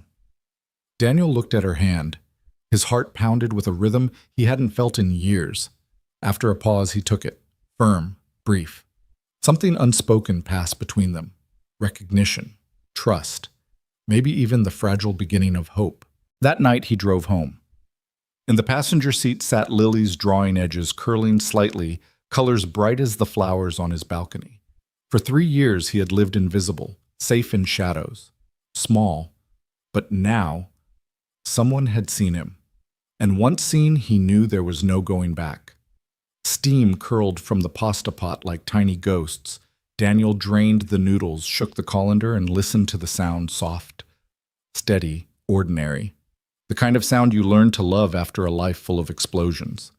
Butter hissed in the pan. He tossed in chicken garlic, a handful of peas, because Lily would bargain and then eat them anyway. Dad, she called from the table, do stars ever get tired of shining? He smiled to himself. No, they don't get tired. People do. Stars just burn. Lily tilted her head, thinking. So, are you a person or a star? A very tired person, he said, plating her dinner. Eat. She did, swinging her feet under the chair, humming off-key. She told him about the volcano, the mess, the squeal from the classroom aide, when foam bubbled over the table. He listened like it was a mission brief. Nodded when she needed nods. Laughed where the laugh belonged. Refilled her water. Wiped a spot of sauce from her lip. When she finished, she pushed the plate back solemn. I made a new friend, she said. His name is Ken. He says his dad used to be in the army, too. Daniel's fork paused. What did you tell him? That my dad's a janitor? She grinned. But he's very brave. He wanted to say he wasn't. That brave was a word for people who didn't wake at 3 a.m. with their hearts sprinting. Instead, he brushed a crumb from her cheek and said, Thank you. They played 3 games of chess. Lily won 1 because he let her one because she earned it, and 1 because he was staring out the window thinking about a warehouse lit by muzzle flashes. Dad, Lily said softly, following his eyes, are you looking for stars? He blinked, something like that. He tucked her in with the soft quilt his mother had sewn before she left the world behind. Read 1 chapter from a book about a mouse detective. Switching voices for the mouse and the judge made Lily snort with laughter. She fell asleep with a hand on his sleeve as if anchoring him to shore. He waited, watched her breathe, listened to the strange, painful peace of a child's room nightlight glow. distant traffic, the quiet that shouldn't feel like guilt. He slipped out, leaving the door cracked. On the balcony, the zinnias and marigolds breathed their small, stubborn color into the dark. Daniel watered them in silence. The city hummed. Somewhere a siren wailed and faded. A motorcycle growled and then became a rumor. He lifted his head and froze. An engine idled too long at the curb. Low. Expensive. Not a neighbor's sedan. He stepped back into shadow and peered through the slat. Black SUV, tinted windows, lights off. The street lamp didn't touch it as if the night bent around the shape. The driver's door never opened. He waited, counted. 30 seconds. 60. 90. The engine cut. The SUV rolled forward 1 car length. Stopped. A camera. No red glow. A man, no silhouette. But he knew the feeling the way the air changes when someone is watching and cares very much about not being seen. He closed the balcony door softly, pulled the curtain and double-checked the chain on the front lock. He walked the apartment perimeter without turning on a light. Not paranoia. Practice. Stay small, he whispered. A reminder, a warning, a wish. He slept on the couch with his boots near his hand. Morning came pale and ordinary. Lily ate cereal, asked for braids, rejected braids, asked for a ponytail, accepted the ponytail, and then called it too tight. He redid it grinning because some negotiations you're happy to lose. At drop-off, she hugged him twice. Promise you'll be here when I get home. I promise, he said, meaning it with everything he had left. He watched until she disappeared into a sea of backpacks. Then he drove a different route back 3 turns, then 2, then a loop that made sense only to old instincts. No tail, no black SUV. The sky at last was simply sky. The precinct's morning smell coffee, burned slightly printer toner stale donuts met him at the door. Heads lifted. Nods came, then pretended they hadn't. He pushed his cart, looked down, moved like a river, finds the easy path. Jenkins intercepted him beside the bulletin board. Hey, about last night. I heard you. He stopped, smirked at himself. Never mind what I heard, just thanks. Daniel kept his answer simple. Everyone made it home. Not everyone, Jenkins said softly, but more than we might have. He shifted awkward, then blurted, You think I could, get that VA info again for my brother? He asked. Daniel repeated the details. Tell him to use my name. You got it, Jenkins said, relief shining. Thanks, Cross. Cross, he thought. Not janitor, not sir, just a last name used like a hand clasp. It landed warmer than he liked. Internal Affairs dug its hooks in after lunch. Lieutenant Mora sat across from him in a small interview room that wore neutrality like a bad suit. She pressed a recorder button with a manicured finger. Her eyes were cool water over ice. State your name for the record. Daniel Cross. Occupation Custodial Staff, 14th Precinct. Were you present at a police operation at Warehouse 17 on Dixon Street last night? He kept his voice level. I was in the area. Were you directed to the area by any officer of this department? No. Did you carry a weapon? Number beat. I picked one up from the ground when the firefight began. Did you discharge it? Yes. At whom? An armed assailant advancing on Detective Hale's position. Why were you near Detective Hale's position? Because she was about to die. Because a chalk mark told a story. Because my hands don't tremble until after. Because I am tired of funerals. Wrong place, right time, he said instead. Moore's lips thinned. Do you have law enforcement training? Mr. Cross silence. Captain Briggs leaned in the doorway. Arms crossed, a stoic boulder pretending to be furniture. He said nothing. The saying was all in his jaw. Detective Hale appeared beside him carrying a folder like a shield. Lieutenant, she said evenly, body cams show Mr. Cross acting as a civilian intervening to prevent imminent harm to officers and bystanders. The doctrine is clear. If you're looking for policy violations, look inward to the officer who leaked intel. Mora's gaze slid to Hale. I am. But I'm also looking at the widening definition of civilian under your command. Hale didn't blink. I don't command civilians. I respect them when they save my life. A brief, quiet battle occurred without words. Mora clicked the recorder off, then on again. Mr. Cross, did Detective Hale instruct you to attend the scene? No. Did she instruct you to engage Numa? Would you have engaged without her knowledge? He thought of the drums clattering, the text he'd pushed to move officers, the three men walking toward Hale with their rifles up. Yes, he said simply. Mora regarded him for a long, unreadable moment, then closed the file. We'll need a written statement. Of course, Hale said. He'll work with me on it. Mora's mouth quirked. I'm sure he will. She left with the cool efficiency of a blade sliding into a sheath. Briggs grunted. You're not making me popular, Cross. Daniel stood. Never been good at that. Briggs almost smiled. Consultant's desk is still warm. He left before his grin could be mistaken for approval. The precinct's noise felt different after that, less like judgment, more like weather. Daniel moved through it without getting wet. He fixed a copier jam in records that no one else could clear. He adjusted a motion sensor in interview 3 so it would stop calling night shift to deal with ghosts. He told Jenkins to stop wearing his vest under his jacket when he drove home. The seam line was a perfect handle for anyone leaning into the window. Small things, important things. Things his hands could do while his mind kept circling the black SUV shaped like a question. Near closing, Hale found him in the evidence room. No preamble, no ice. Just business, brisk and quiet. I need you to see something. He climbed down from the ladder. If it's another commendation, no thanks. Her mouth twitched. Worse. She set a manila envelope on the table, slid a laptop beside it, open to a paused frame. Grainy footage. Different angle than the precinct's cameras. The header read, Adjacent building, south roof cam. Private security system, she said. The owner's son is a fan of true crime. He puts cameras everywhere. She pressed play. A black SUV rolled into the alley 3 hours before the raid, stopped, waited.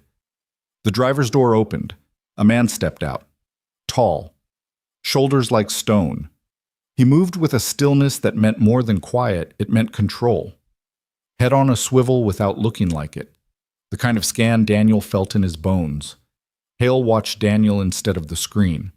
The man on the footage spoke to someone the camera didn't see, then turned his face just enough for a fragment of profile. Not clear. But on a good day, memory doesn't need clarity. It needs shape. Daniel's hand tightened around the screwdriver he hadn't realized he was still holding. Metal squealed. Mean anything to you, Hale asked, voice even almost gentle. He put the tool down. Carefully. Deliberately. Should it? He said. We ran him through facial. No match. His movement patterns matched specialized training. She held his gaze. Similar to yours. He looked at the frozen frame. Back at her. There are a lot of veterans, he said. Not many move like this, she answered. Not many make you grab a screwdriver hard enough to bend it. Silence filled the room like smoke. Hale slid the envelope closer.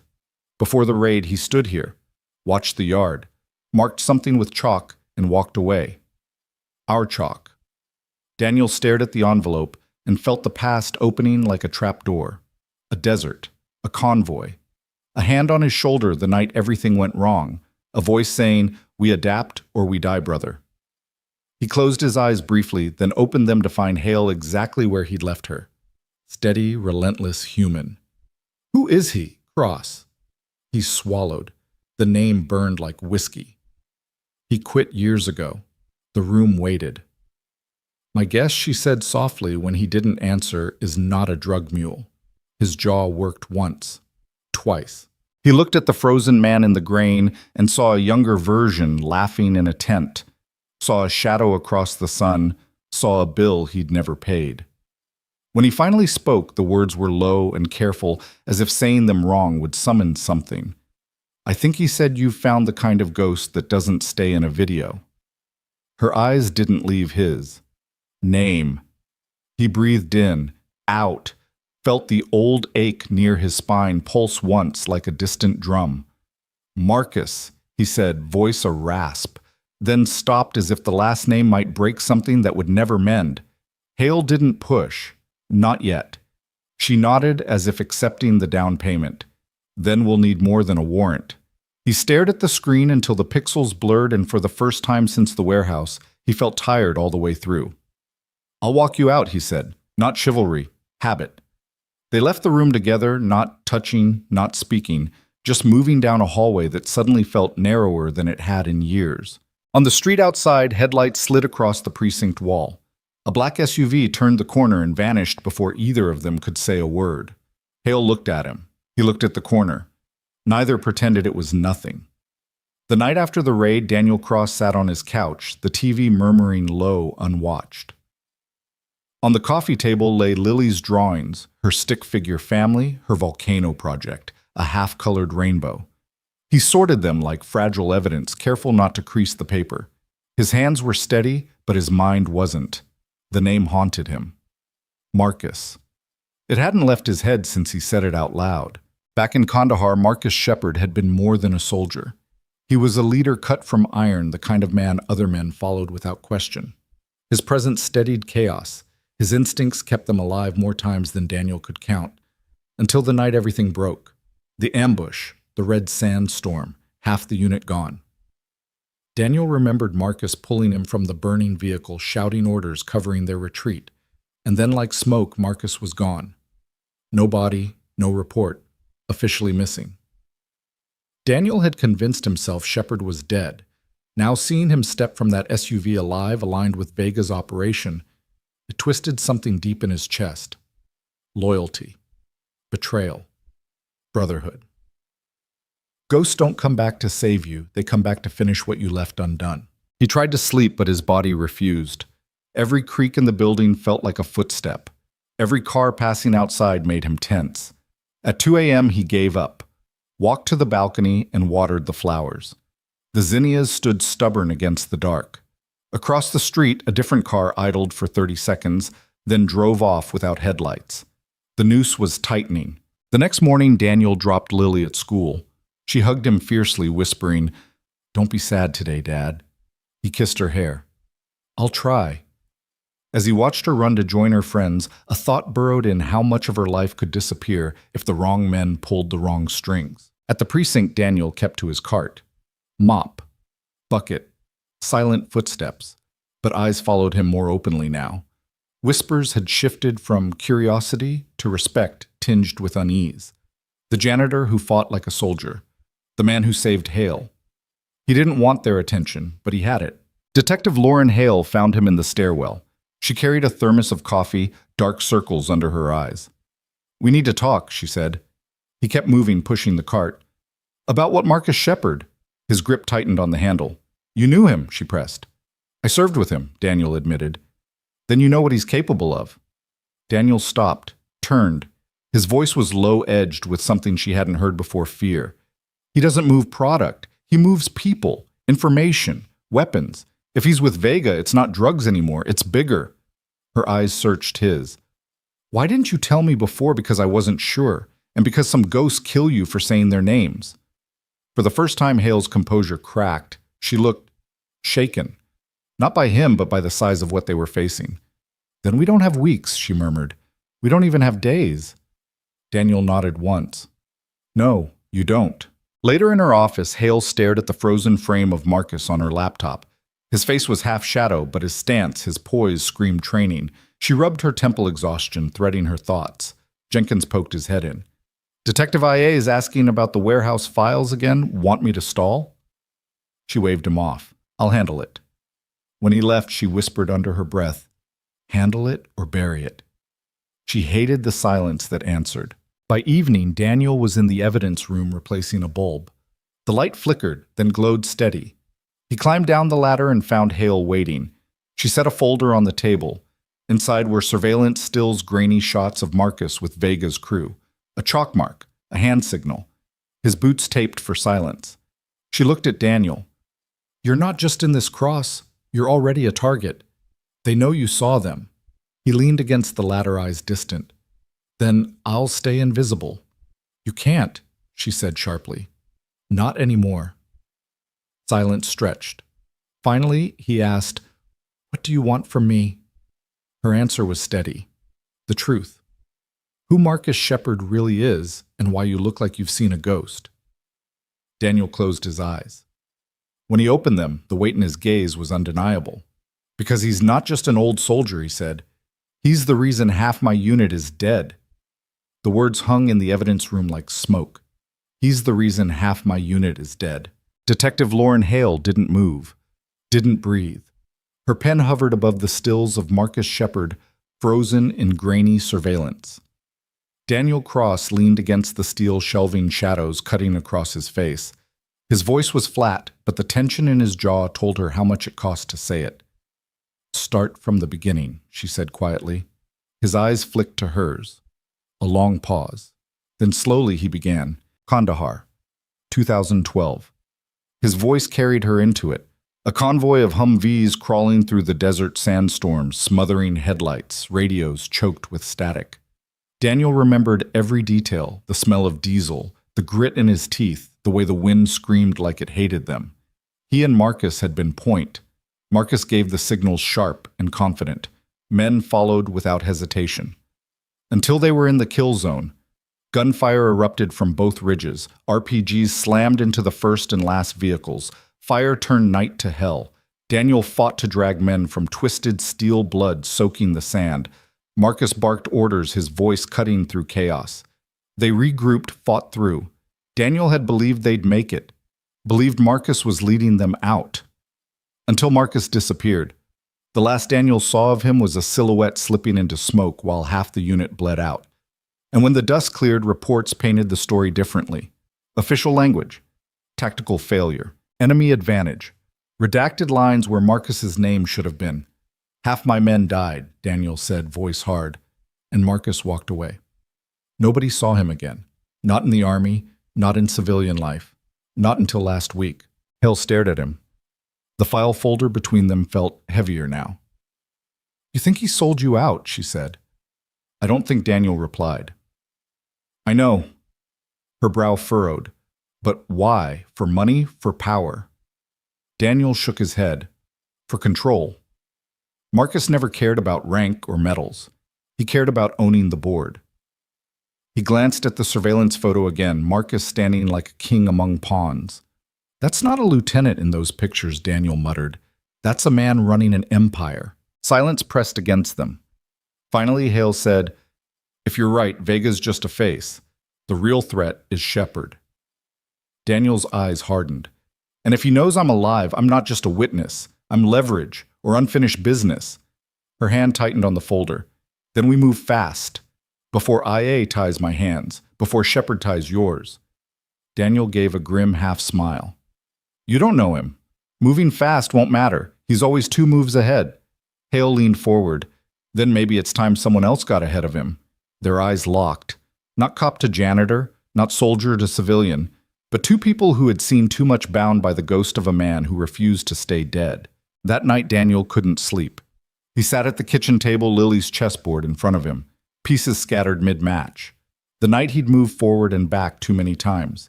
He set it down, picked it up again. Across from him, Lily's empty chair weighted the small cushion indented by her weight the night before. He whispered to himself, "Shepard always plays the knight." Memory crashed over him the way Marcus used to toy with him during downtime in the desert, chess pieces in hand, explaining strategy with a smirk. Knights, Danny. They don't move straight. They don't move predictable. They jump. By the time you see them, they're behind you. Daniel slammed the knight back onto the board, hard enough to rattle the pawns. The next day he was back at the precinct mop bucket, rattling head down. But invisibility had cracks now. Officers greeted him. Jenkins clapped him on the shoulder. Even Captain Briggs gave him a grunt that wasn't quite disapproval. And through it all, Hale's gaze followed him like a shadow. At noon, she cornered him in the stairwell again. "IA is circling," she said. "They want to know why I haven't turned you in as an unauthorized participant. I can only hold them off so long." Daniel sighed. "Then let me disappear." Her jaw tightened. "You can't. Shepard's already seen you. If you vanish, he'll make sure you stay vanished." Her words hit harder than she meant them to. For a moment, Daniel thought of Lily's face, her crooked ponytail, her uneven letters on the drawing that said, "My dad." "No," he said finally. "I can't disappear, not until I know she's safe," Lily Hale murmured. The sound of his daughter's name in her mouth made him flinch. He turned away, gripping the rail until his knuckles whitened. "Shepard won't touch her." Hale's voice was steady low. then we make sure of it. That night, Daniel walked Lily home from school. She chattered about her science fair, about Ken's joke that made the teacher laugh, about how she wanted to paint the balcony flowers purple. He nodded, answered, smiled when she looked up. But his eyes kept scanning. Corners, windows, shadows. When they reached the apartment, he knelt and looked her in the eye. "Lily," he said, serious now, "if I'm ever late, really late, you go straight to Mrs. Kelly's. You don't wait. You don't answer the door for anyone but her. Understand?" She blinked, confused. Why did I do something wrong? He shook his head quickly. "No. You did everything right. Just promise me." Her lip wobbled. "I promise." He hugged her tight, pressing his face into her hair until his chest hurt, because deep down he knew the storm was already on its way. The note slid under Daniel's apartment door just after dawn. No knock, no footsteps. Just paper whispering across old wood, stopping against the toe of his boot as he crossed the room with Lily's lunchbox in hand. He stared at it for a breath. 2.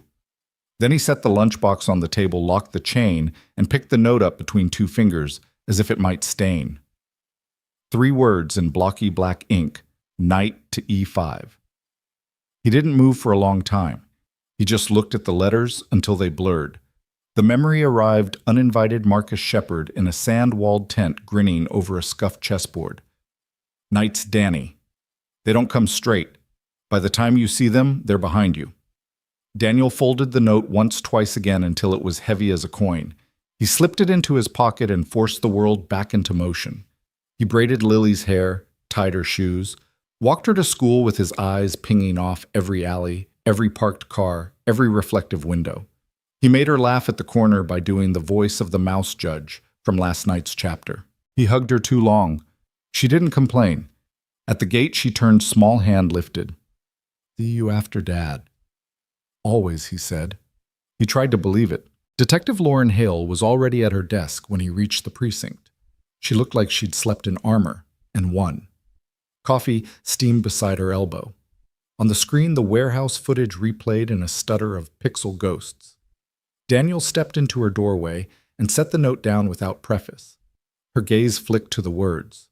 Back to him. "Shepard." "It's his voice," Daniel said. "On paper."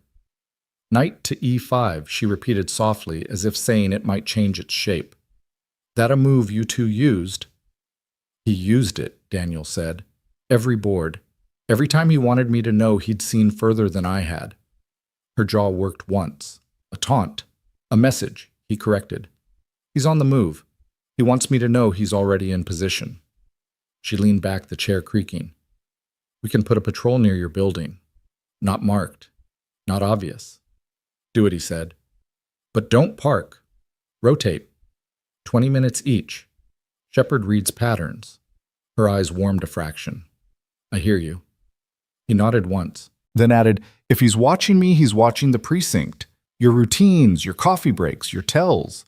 She almost smiled. "I don't have tells." "You touch your ring finger when you're thinking," he said. "You click your pen twice when you've made a decision you don't like but will execute anyway. You read names left to right on a board and faces right to left in a room. He'll see all of that." Her hand stilled on the desktop just off her ring finger. "So will you?" He didn't answer. Captain Briggs called them both into his office. Lieutenant Mora was already there, cool as a scalpel. The blinds cut the morning light into long stripes. The air smelled faintly of old coffee and older arguments. Briggs didn't sit. Vega lawyered up, done singing just enough to keep himself from drowning. Half-truths, quarter confessions. He says he's never heard of Marcus Shepard. Dunn wouldn't, Daniel said. He wasn't recruited. He was harvested. Small favors, bigger asks. He never saw the hand above the hand. Mora set a thin folder on the desk.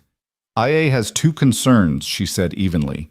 1, your janitor is wandering into gunfights. 2, he's now a material witness whose history is a redaction field. His name is Daniel Cross. Hale said each word carefully, unheeded. Mora's gaze didn't move. IA has an obligation to the department. We prefer our witnesses alive. Briggs rubbed his eyes. Which is why we make this official. Consultant. He looked at Daniel. It's not a trap. It's a shield.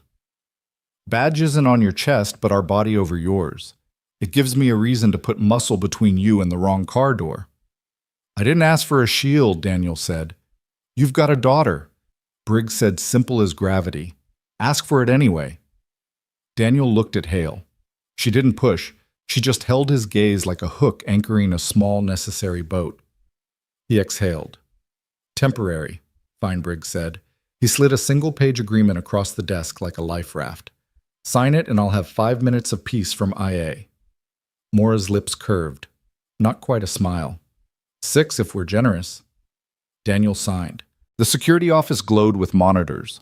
Bill had circled new anomalies in red chalk smears by a different drain forklift patterns that formed a shape you wouldn't notice unless you loved this stuff. Daniel loved this stuff. He leaned in. Box and rabbit, he said. Bill looked up. What shepherd's pattern? Daniel said. He pointed 2 forklifts, creating a box forcing pursuit down a narrow channel, while a runner the rabbit bolts through a clean lane that looks blocked from ground level. We lost a convoy once because the hills made the lane look filled when it wasn't. Hale's pen clicked. Twice. She caught herself, stilled it. So if he's laying the board, he's testing how we move. How you move. Daniel's hand brushed his pocket where the folded note sat like a hot coal. He's already moved. Then we move faster, she said. Don't chase a knight, he said. You cut the board in half and make him spend tempo. English cross. You anchor 1 point, he said, tapping the north camera feed. You make it the thing he can't have. Then you watch what he gives up trying to get it. Bait, she said. A choice he corrected. Bait's for amateurs. You give a man like Shepard 2 bad options and make him show you which kind of bad he prefers. Hale looked at Bill. Can you mask a camera offline without alerting a watcher who's scraping feeds? Bill grinned, already typing. I can make it sneeze. Make it sneeze at 1900 on the dot, she said. Just enough to look like an electrician's problem. And drop a fake manifest envelope near the grate. I want something he can't resist scanning. Daniel shook his head. He won't get his hands dirty. He'll send a kid with taped boots. Then the kid brings us to the night, Hale said. We follow the string. Moore's voice drifted from the doorway. While you 2 play chess, remember laws exist. Hale didn't turn. We remember. At noon, Daniel ducked into the VA. He shouldn't have. There were forms to process a badge to print a protective detail to argue about. But the building's smell coffee liniment old leather chairs slowed the speed in his chest. Dr. Kelsey found him by the bulletin board. She didn't ask why he was there. She looked at his eyes and knew. You sleeping? She asked. When Lily reads to me, he said, nightmares. They learned my address, she nodded. You know the rules. When the pass knocks, you don't open the door when you're alone. I'm not, he said. Not anymore. Good, she said, and the word sounded like a blessing disguised as an order. Then keep not being alone. He left with her card warm in his pocket, as if paper could be a hand on a shoulder. The envelope waited on his windshield at dusk. No stamp, no address, just wait. He looked up and down the block porch lights, the distant bark of a dog, a bus wheezing to a stop at the corner. Normal sounds with abnormal edges.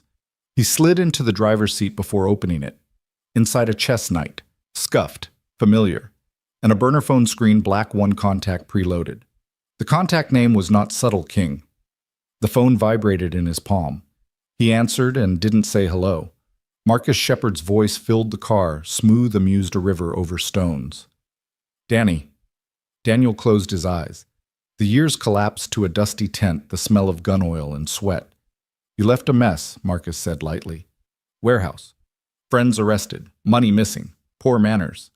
Cleanup's kind of my thing now, Daniel said. A chuckle. Cute. How's the girl? Every muscle in Daniel's body turned to wire. Say her name and I end this call. I didn't, Marcus said, because I'm not the villain in your bedtime story. The ambush, Kandahar Daniel said, voice flat as concrete. Half my unit died.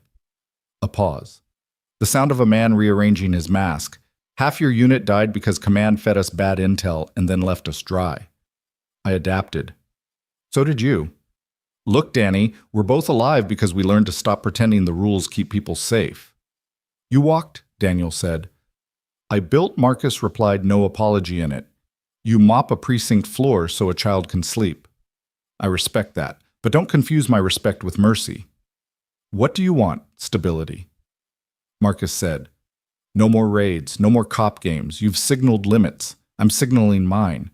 Stay out of my lanes and your life remains pleasantly domestic. My life is not a negotiation, Daniel said.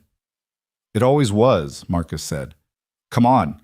You think your detective is clean? She's already traded something to shield you. IA is sharpening knives. I can dull them. I can also sharpen others. It depends whether you want to be a father next month. Daniel kept his voice steady by force. You threaten me again, and I will spend the last of what I am making sure you stop breathing. A long considering silence. Then almost gently, there he is. The captain under the janitor. I missed him. The line clicked. Dead. The phone wiped itself in his hand screen, pulsing, then black. Data gone. Daniel stared at his own reflection in the windshield. He didn't recognize the man looking back, too calm, too still, the quiet before a storm you already know the shape of. His other phone buzzed. A text from Hale. I'm outside. Don't turn on your lights. He stepped out. She was across the street leaning against an unmarked sedan. On instinct, he pocketed the chess piece. Was that him, she asked? Yes. Trace. He burned it. What did he want? Me small. You quiet. She watched his face while he said it. Not our language. No. Her eyes shifted to his building. We're moving Lily and your neighbor tonight. Short-term safe house. No debate. He started to object. She cut him off. I'm not asking. You can hate me later. For now, we pack a bag. He exhaled. She'll be scared. Then we make it a game, Hale said. A sleepover with extra marshmallows. He almost said no. The word rose to his lips, wearing pride like armor. Then he pictured the SUV idling. The note. The night. The voice that had once pulled him out of fire and now threatened to burn down his life. Okay, he said. They moved like a practice team, Daniel collecting Lily's favorite hoodie, the mouse detective book, the purple hairbrush. Hale texting a patrol to circle twice, then park 3 blocks down and walk in the back. Mrs. Kelly took the news with the fierce calm of a woman who'd raised 3 sons into firefighters. Lily frowned at the sudden adventure. But it's Tuesday. We read chapter 6 on Tuesdays. We'll read it there, Daniel promised. Twice. Her eyes brightened. Even the judge voice. Especially the judge voice. He carried her down the stairs, every step measured, and handed her into the unmarked car like she was made of glass and light. Hale buckled her in with a tenderness Daniel pretended not to see. Back in an hour, Hale said. You pack for yourself. 2 days. Essentials only. Copy, he said, and the old word startled both of them with how easy it came. When he returned upstairs, his door was ajar. He froze, then slid the chain free and eased it open the rest of the way. Shoulders angled, breath held. No one inside. Nothing taken. Nothing moved. Except for one thing. On the chessboard, the knight had been placed in the center. E5. Daniel stood in the doorway, the hall light casting his shadow across the floor, and felt something cut away inside him, the last thread of believing this could be solved with caution alone. He walked in, closed the door, and set the burner on the table like a souvenir from a war museum he never wanted to visit. His phone buzzed again. Hale. Camera sneeze at 1900. Manifest planted. He texted back. He's been here. 3 dots. Then we stopped letting him write the rules. Daniel looked at the knight on the board and for the first time since the ambush all those years ago moved a piece without permission. He slid his king 1 square. Not grand, not dramatic. Just a small stubborn claim. Your move. Outside somewhere not far enough away, a black SUV idled, then rolled slowly past the block. And in the precinct on a monitor that flickered like a tired eye, a camera coughed once exactly at 1900 before returning to normal. On the grate by the chalk smear, an envelope breathed in the night wind. A boy with taped boots stepped out of shadow. The board had pieces, the pieces had names, and the knight wasn't the only one who knew how to jump. The boy bent low at the great taped boots, whispering against concrete. He thought he was invisible. He wasn't. From a rooftop 2 blocks away, Daniel Cross lay prone, binoculars steady, breath slow. The boy's shoulders slouched under a jacket too big, his steps cautious but clumsy. Not Shepard, not Vega, just a runner cheap muscle given a task beyond his pay. The envelope fluttered in the night breeze. The boy's hand reached. Click. Cameras turned back on right on schedule. Hale's team moved like clock hands shifting into shadowed arcs. Daniel whispered to himself, "He's watching you, kid." Across the street, Hale sat in an unmarked sedan with Bill monitoring the feeds. Her headset crackled. "Target at the grate. Picking up the package. Hold," she ordered. Her eyes never left the screen. The boy lifted the envelope, glanced once over his shoulder, then tucked it into his jacket and turned. Lauren's jaw tightened. "We tail. Do not engage. I want the string, not the knot." Her eyes slid to Daniel's rooftop across the way. She couldn't see him, but she felt him. The boy weaved through the warehouse yard, past rusted fences and forgotten forklifts. Every 20 feet he checked over his shoulder, training drilled into him. Someone had taught him paranoia early. But not early enough. 2 figures in plain clothes peeled from the sidewalk, blending into his path, trailing 3 paces back. Bill's voice came through the comm's Bravo shadow on him. North Alley. Closing. Daniel moved parallel 1 block over tracking from height. He saw the rhythm of the boy's walk, the nerves in his pace. He saw the way he cut left, too suddenly doubling back. Shepard Daniel muttered, "You trained him in misdirection." The boy stopped at a graffiti-tagged wall, slipped inside a side door like a coin through a slot. Lost visual. Bravo whispered. Hold Hale snapped. "Don't spook him." Inside, the boy hustled down a stairwell envelope pressed to his chest. At the landing, a man waited.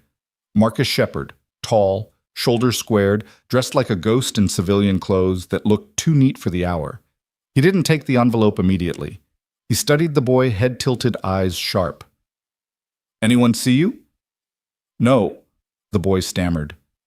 "No, sir." Shepard smiled wolfish without warmth. "They always see. The question is whether you notice them seeing." He plucked the envelope from the boy's jacket, slid it open, scanned the pages. Manifests, schedules, staged but polished. He chuckled. "Clever." The boy shifted nervously.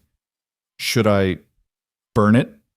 Shepard tucked the papers back, his eyes narrowing as if he could see the fingerprints of whoever baited him. "No," he murmured. "Let's see where this thread leads." On the rooftop, Daniel caught his breath when Shepard stepped into frame of a distant camera. Even grainy, he recognized him. The way he scanned without turning his head. The way his shoulders carried command. Bill cursed in Hale's ear. "That's him." Lauren's pulse jumped. "We don't move. We track." But Daniel whispered, voice raw, "Hello, brother." Minutes stretched. Shepard and the boy exited on a different side of the building, slipping into a black SUV that rolled slow, no headlights. Bravo called in. "Tail engaged." Half a block distance. "Careful," Hale warned. "He'll smell you before he sees you." Daniel folded his binoculars, slid into the stairwell, moving down fast. His instincts screamed. This wasn't just reconnaissance, it was Shepard letting himself be seen. The night had moved, and it wasn't to escape, it was to provoke. The SUV crawled through back streets, Bravo trailing. Every turn felt intentional. Stop signs held too long, one-way detours that offered no cover.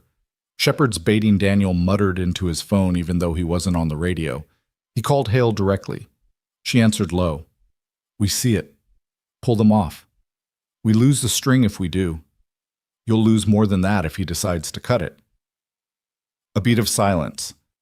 Then her voice tight. "Bravo, disengage. Fall back 2 blocks." The relief in their reply carried weight, but the SUV slowed as if Shepard already knew. And then it vanished. Not a turn, not a break. Just gone between 1 block and the next. Bill swore, slamming the desk. "How the hell switch feeds?" Hale barked. Screens flicked. Static, black. Then one camera caught the SUV 3 blocks over, idling at a corner store like it had been there all night. Shepard stepped out alone. Bought a pack of gum, a bottle of water, looked directly at the nearest camera and smiled, then got back in and drove away. Daniel whispered from the rooftop, message received. 2 hours later, the precinct debrief felt hollow. Briggs paced. We can't keep bleeding resources on cat and mouse. Vega's operation is fractured, but Shepard, he's turning this into a war game. And I don't have the budget for a war game. Hale's jaw tightened. If we don't stop him, this city pays the budget. Moore's voice was ice. Or maybe we accept the limits. We break Vega's pipeline call that a win and stay out of Shepard's orbit. Daniel spoke for the first time. That's not how he works. If you leave the board, he doesn't. All eyes turned to him. He'll come for you, Daniel said flatly. For Hale. For me. For anyone who touched his peace. He doesn't leave witnesses. He doesn't leave rivals. He finishes games. The silence after that was a verdict no one wanted to read aloud. That night, Daniel sat at the kitchen table, Lily's chessboard before him. The knight still on e5. He moved a pawn. Just one. Because pawns weren't nothing. They were the beginning. And sometimes they became more than anyone expected. At midnight, his phone buzzed. Unknown number. He almost didn't answer. But he did. Shepard's voice smooth, amused. Still awake, Danny? Good. Tomorrow let's meet. Old friends shouldn't hide forever. Daniel closed his eyes, exhaling slow. Where you'll know when you see the night, Shepard said. The line clicked dead. Daniel sat in the dark, alone.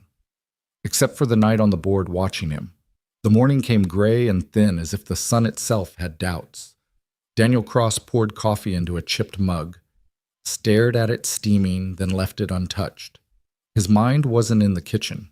It was in Kandahar, in smoke, in fire, in Marcus Shepard's voice still echoing down a line that had gone dead. Tomorrow, let's meet. And today was tomorrow. At breakfast, Lily sat cross-legged on her chair, spreading jam too thick on toast. Dad, she said through a mouthful, our science fair's Friday. You'll come right, Daniel forced a smile. Wouldn't miss it. Promise. The word twisted like barbed wire. He reached across, touched her hand. Promise. She grinned, satisfied, and hummed as she poured orange juice. She didn't see how his hand trembled when he pulled away. By 9, he was at the precinct cart, rolling, mop squeaking, but his focus was elsewhere. He was waiting for the night. Lauren Hale intercepted him outside records. She carried 2 coffees, pushed one into his hand without asking. You didn't sleep, she said. Neither did you, he replied. They stood there, the hallway busy around them, neither drinking their coffee. Finally, she said, You're expecting him. Daniel nodded once. What's the play, she asked. Watch for the night. Her eyes narrowed. Cross. He wants me to see it. He wants me to come. If I don't, he'll come here, to me, to Lily. Her jaw clenched at the name. She lowered her voice. Then we don't let you walk in alone. You think you can outmaneuver him? Maybe not, but I can stand next to you while you do. Something flickered in his expression. Pain, gratitude, fear, all tangled. He didn't answer. He didn't have to. At 10:47, Bill called from security. Detective, you're going to want to see this. Lauren dragged Daniel with her. On the north camera feed, the image flickered, then steadied. Spray painted on the wall opposite the precinct garage, a single white knight, chess piece silhouette, bold, clean, fresh. Bill whistled low. Guy's got style, I'll give him that. Daniel's jaw tightened. He's calling me out. Broad daylight. Hale leaned closer to the screen. Or he's daring you to move without cover. Daniel turned. He knows we're watching. He knows you'll send a team. He wants me to come anyway. So don't? Hale snapped. Make him wait. Daniel shook his head slowly. That's not how he plays.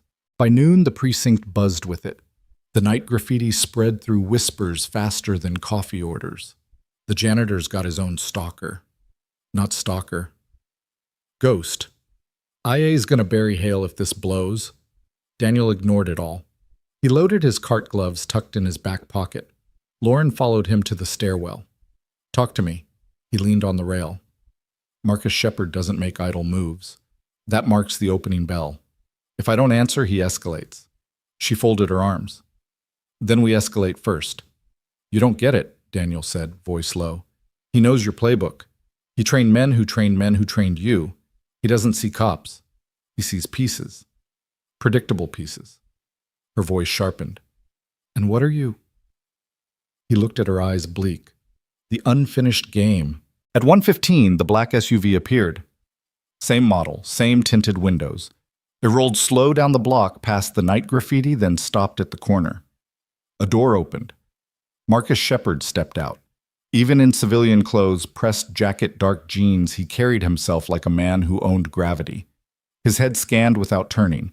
He smiled faint, like he knew every camera in the district had caught him.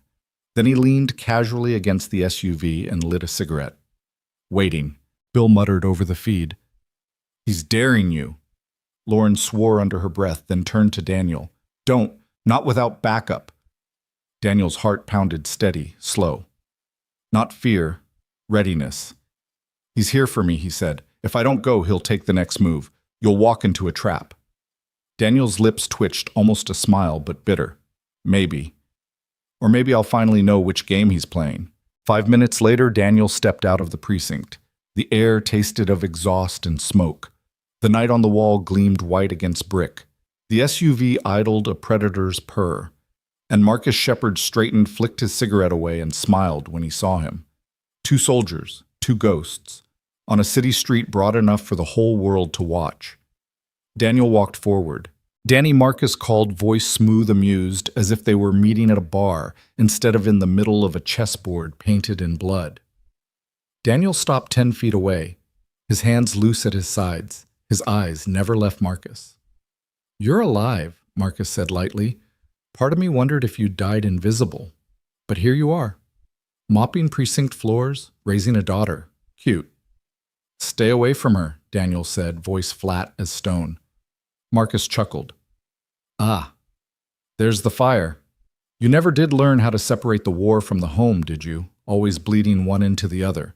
You bled men out in Kandahar, Daniel snapped. Half my unit. Marcus tilted his head. Correction. Command bled them. I adapted. Survival isn't betrayal, Danny. It's evolution. Evolution into what Marcus's smile widened, into someone who decides the board instead of just playing on it. He stepped closer. Daniel didn't flinch. You're wasted here, Marcus said softly. Invisible. Forgotten. You could be more. With me. Like old times, only this time no one dies for someone else's orders. We write them ourselves. Daniel's jaw clenched. And when we're done writing, how many more kids grow up without fathers? Marcus shrugged as if the question bored him. Collateral. But yours doesn't have to. The words slid between them like a blade. Daniel's fists curled. Marcus smiled wider. Ah, still predictable. From the sedan across the street, Hale's hand hovered near her radio. Her eyes burned through the windshield. She whispered, Don't take the bait, Cross. But on the sidewalk, the board was already in motion. The sidewalk seemed too narrow for the weight of what stood upon it. Daniel Cross, broad-shouldered in a plain work jacket. Marcus Shepard, relaxed, coiled, smiling like a man who knew which page of the script they were on. 10 feet apart. Between them, nothing but air and the ghost of Kandahar burning. You never did answer me, Marcus said, voice smooth as a knife sliding back into its sheath. Why clean floors when you could own the room? Why mop after men who couldn't lace your boots? Daniel's eyes didn't blink. Because one room is enough. Because one child is enough. Marcus laughed low, amused. There it is, the small life, the myth of safety. You really think you can protect her with soap and anonymity? Daniel's hand twitched at his side. Say her name, I didn't. Marcus cut in calm. Because I'm not cruel without reason, but I need you to understand. You can't keep the board out of her life, Danny, not when you've already stepped back onto it. Across the street, Lauren Hale gripped the steering wheel so hard her knuckles bleached white. Her earpiece crackled Bill, whispering updates from the feeds Jenkins ready with a unit 2 blocks away. Call it, Jenkins said. We can move in 30 seconds. Negative, Hale hissed. Not until I see Shepard make his play. Cross can handle 30 seconds. But her pulse was hammering like gunfire. Daniel spoke first. What do you want, Marcus Balance? Marcus said simply, the city's a mess. Vega was sloppy. Men like him flood neighborhoods with chaos. Me, I bring order, systems, Predictable flows. Everyone gets paid. Everyone knows their lane. No stray bullets, no surprises, just commerce. That's not order, Daniel said. That's control. Semantics. Marcus's smile hardened. And you're useful to me. You see angles most men miss. You proved that at the warehouse. You can keep your mop if you want, but I know you, Danny. You get itchy when the guns start singing. You miss the game. Daniel's voice cut flat. I miss my daughter when she's in the next room. That's my game now. Marcus's expression cooled. So you choose small. You choose invisible. I choose her. Silence pulsed. Then Marcus leaned forward just slightly, voice lowering into a razor. Then you've already lost. A black sedan pulled around the corner, windows tinted. It slowed as it neared, rolled down the lane like it belonged to no one and everyone. Lauren tensed. Bill's voice spiked in her ear. Unknown vehicle. Not ours. Hold, she whispered. Marcus flicked his cigarette into the gutter, eyes never leaving Daniel's. You'll see me again, he said. And when you do, it won't be like this. You'll have to choose. Me or the crossfire. He stepped backward toward the SUV. The sedan behind him idled, then pulled to the curb. Marcus opened the door, paused, looked back one last time. Tell the detective I said hello, he murmured. And he was gone. The SUV rolled off, swallowed by traffic, the sedan sliding behind it like a shadow. Lauren burst from her car, sprinting across the street. Cross Daniel hadn't moved. He stood there staring at the space Marcus had left, jaw tight, shoulders squared like he was holding up the building behind him. She grabbed his arm. You okay? His voice was iron. No. He knows Lily. Her heart dropped. How do you know? Because he wanted me to. Daniel's eyes finally met hers. He's already inside my walls. Back in the precinct, the debrief was a storm. Briggs slammed his fist on the table. You let him walk? He wasn't walking. Lauren shot back. He was staging. Every step was theater. He wanted Cross to see him, and he wanted us to move early. If we had, we'd have walked into a box we didn't see. Moore's voice was flat. And now we've confirmed that one of your janitors is holding street meetings with a ghost who runs an empire. Do you know how this looks on my desk? Daniel sat silent in the corner, hands folded, eyes distant. He wasn't listening to the politics. He was replaying Marcus's voice. You'll have to choose, me or the crossfire. That night, Lily slept at the safe house, curled under a borrowed quilt, clutching her mouse detective book. Hale sat in the living room chair, eyes scanning the windows, gun at her hip. Daniel stood by the door, staring out at the street. He spoke without turning. He's not bluffing. Hale's voice was quiet. I know. I can't keep her safe if I stay here. You can't keep her safe if you run either, Hale countered. Shepard will follow. He'll always follow.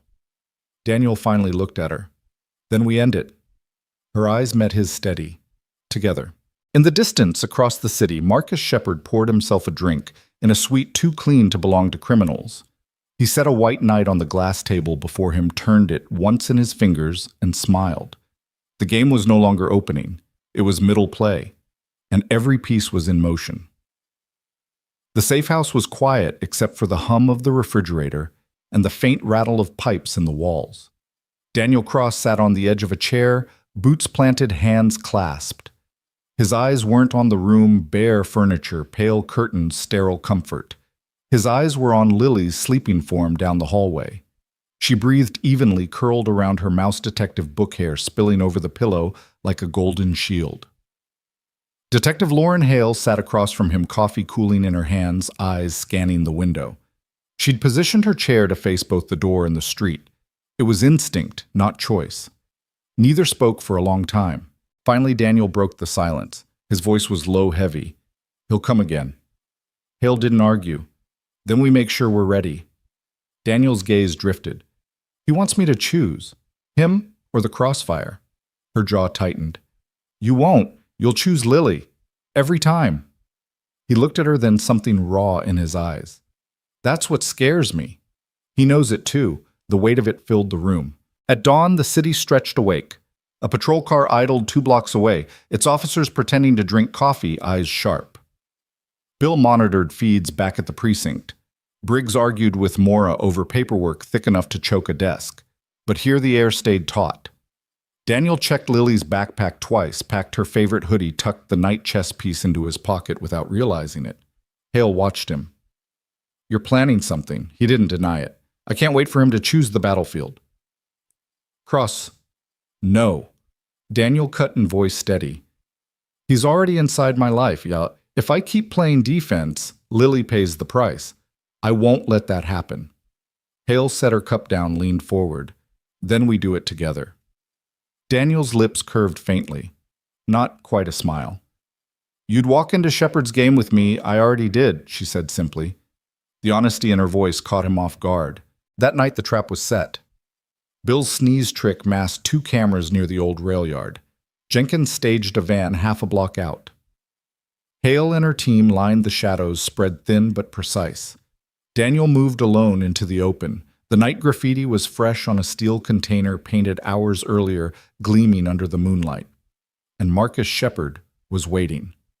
Leaning against a black SUV jacket, crisp smile sharp. You came, Marcus said. Daniel's footsteps were steady. You knew I would because you can't help yourself. You were never meant to be invisible, Danny. You burn too bright. Not for you, Daniel said coldly. Not anymore. From her vantage, Hale whispered into her radio. Hold. Wait for my signal. Her pulse thundered. She knew this was more than a meeting. It was a reckoning. Marcus stepped closer, eyes glinting. You've got 2 choices. Step aside. Let me build order out of chaos, or keep fighting me until Lily becomes a headline you can't scrub clean. Daniel's fists curled. His voice was iron. You don't touch her. Marcus tilted his head.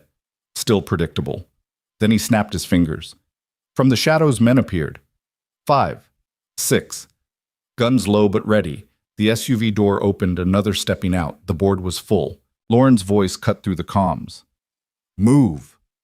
Officers emerged from the dark Bravo and Delta, converging weapons drawn, voices shouting commands. Lights flared. Shouts cracked the night. Shepard's smile didn't fade. He raised his hands almost lazily, like he'd expected this too. You brought friends, he said. So did I, Daniel answered. For a heartbeat, the standoff balanced on a knife edge. Then Shepard laughed low and smooth. Middle game, Danny. Not the end.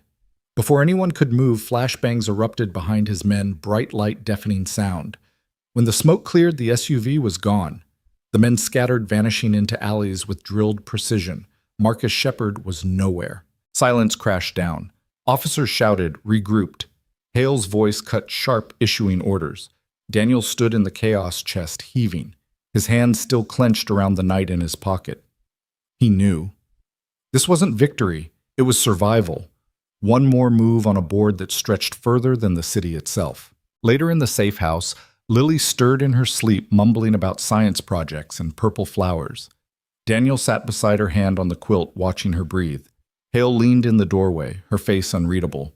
He got away, she said quietly. He wanted to, Daniel answered. Then what was tonight? Daniel looked at his daughter, then at Hale. His voice was low, certain. His reminder. That the game isn't over. Outside, somewhere across the city, Marcus Shepard poured another drink. He set the night piece on the table beside him and smiled.